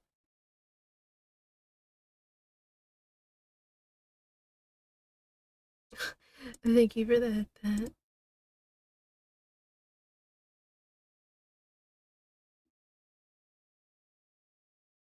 Right, that's right. Upper is not connected. That would be the smart thing to do.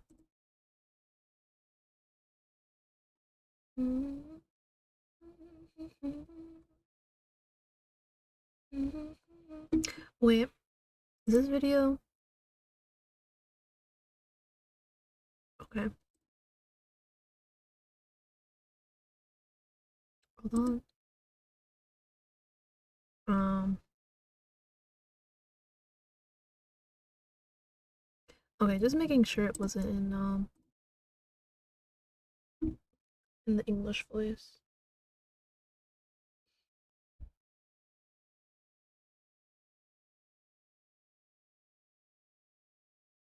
Alright, video time, guys, as we take a break. We will do one last one. I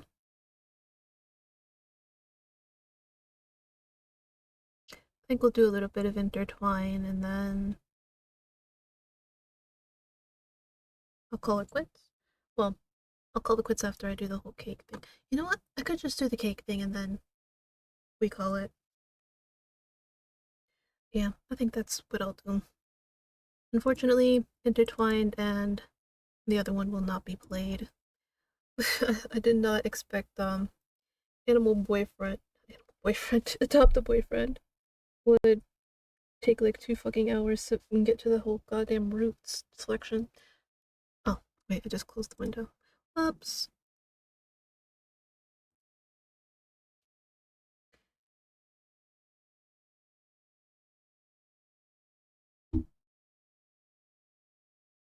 Alright, I think we're good.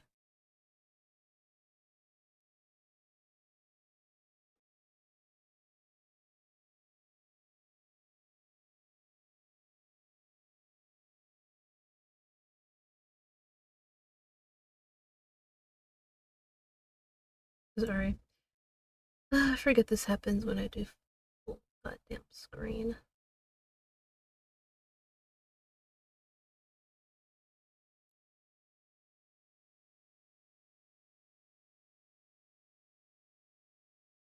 That's close enough. Man, let me just make myself smaller.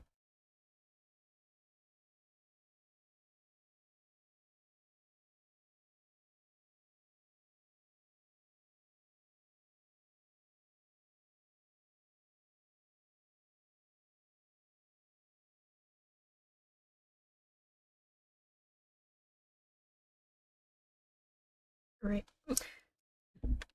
I'll let this play for a little bit while I um go get the cake and then do the little slicing and then we can end stream.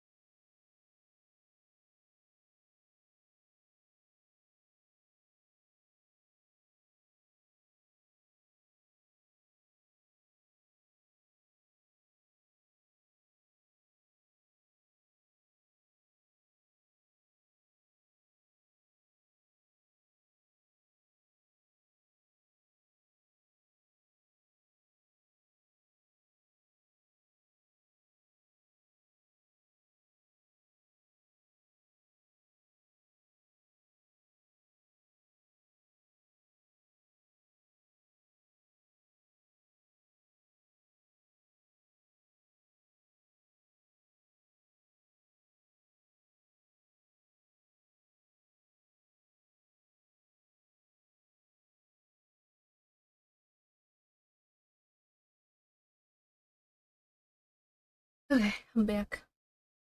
Alright, so we're just gonna go ahead and get into it and then end stream. I do hope you all had fun today though.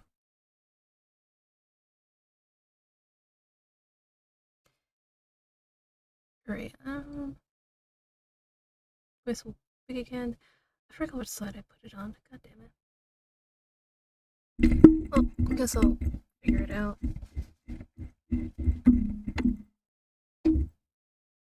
Where is it? No! I keep forgetting! Click off.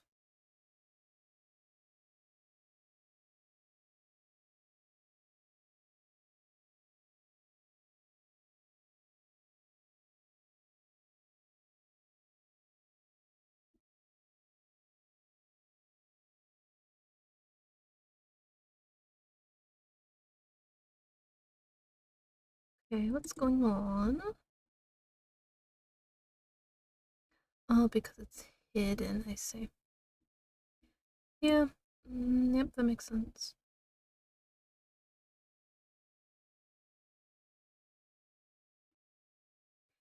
Okay, yeah, like I thought. Listen, the camera's at a weird angle because otherwise it'd be like upside down, you know.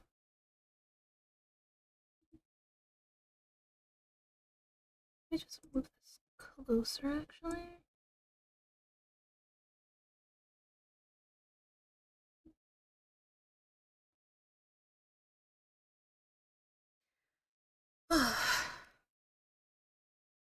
Hopefully it hasn't moved since I put it up there.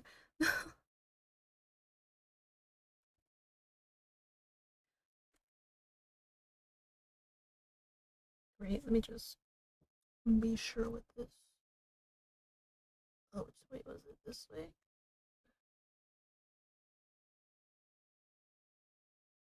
Oh, yes, you get to look at my messy desk. So yeah, this is the cake that I frosted yesterday. I know you can't really see it because of the goddamn ring light, but yeah. I'm pretty sure a lot of it sticking to the little paper I put inside, but I mean, life. Actually, hold on. Close that. Yes, as you can see, my setup, but like I said, my desk. I try my best, okay? Look at that! No! No! Oh my god. Like, if you look over here, well, you can't really see it. But, like, I mean, I guess if you, like, zoom in a little, you can see, like, crushed, messed up. No, it sucks. But I mean, hey, at least.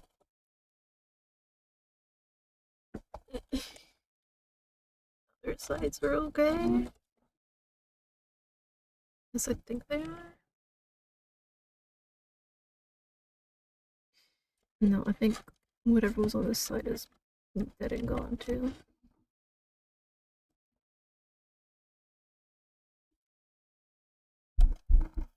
Well, I guess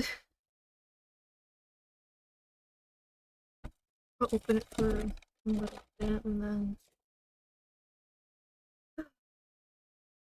Never ever trust me to like pack a bento cake. Never ever. So yeah, I'll cut a little bit of it. I think this is like the center. But yeah, as you guys can see, I put like sprinkles and stuff in it. I will probably end up eating this slice. I wonder if I should have like put it in the fridge. Like I'm really starting to wonder because it's really hard to cut actually. Like as you can see, like I'm struggling to get the knife out. Maybe I should have like let it like on like room temperature for a little bit.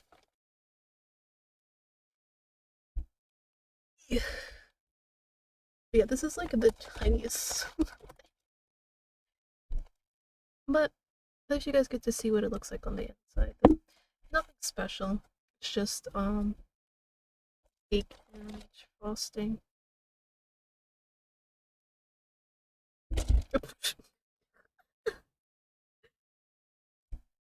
So yep, that's basically all it looks like. I don't know if you guys can see it, but yeah. Look back. So with that, I'm gonna end the stream because holy hell, I am making a mess already, and all I did was cut a cake. But thank you guys for tuning in today. I hope I made your day a little bit more bearable. Especially if you had no plans and everybody's like rubbing it in your faces that they got plans. Whether it's like family, other friends, their partner. That's all I ever want to do is put a smile on people's faces. So, actually, you know what? I'm gonna eat a piece right now. Well, I have no fork, so I'm like, you literally having to use the knife.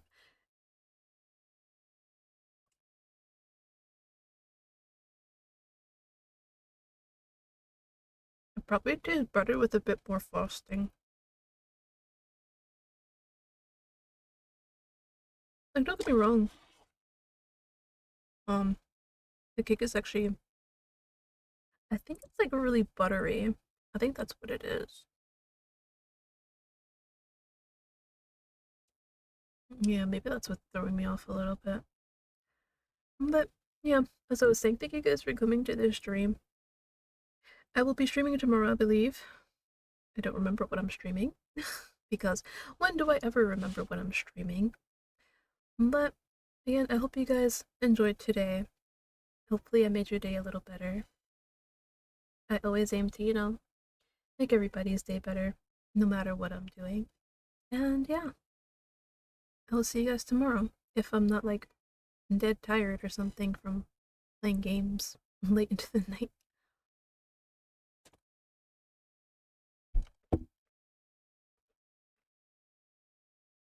I'm sorry, I'm like trying it with like more frosting and like the sprinkles I put in.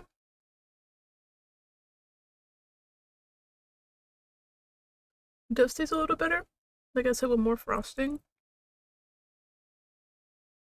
But I think this is gonna take me a while to eat because it's very different from like cake I'm used to.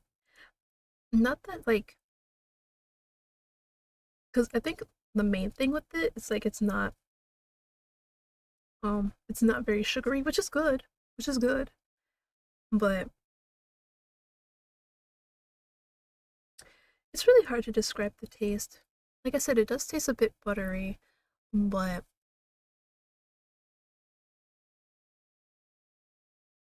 I think just it like having like no sugar at all. Well, not that it's like absent of like sugar. Yeah, it's just really hard to describe. So yeah, I'll see you guys in the next stream. Bye bye. Also, keep an eye out for when I post the new slow damage video. It will be posted either later tonight or early tomorrow. All right, now let me go before I start yapping even more. Let me see. Let me see. Is anybody streaming? I mean, obviously there are people streaming, but sometimes when I finish stream, there's nobody I can raid.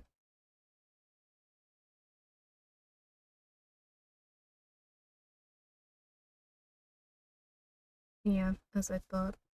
Alright, well,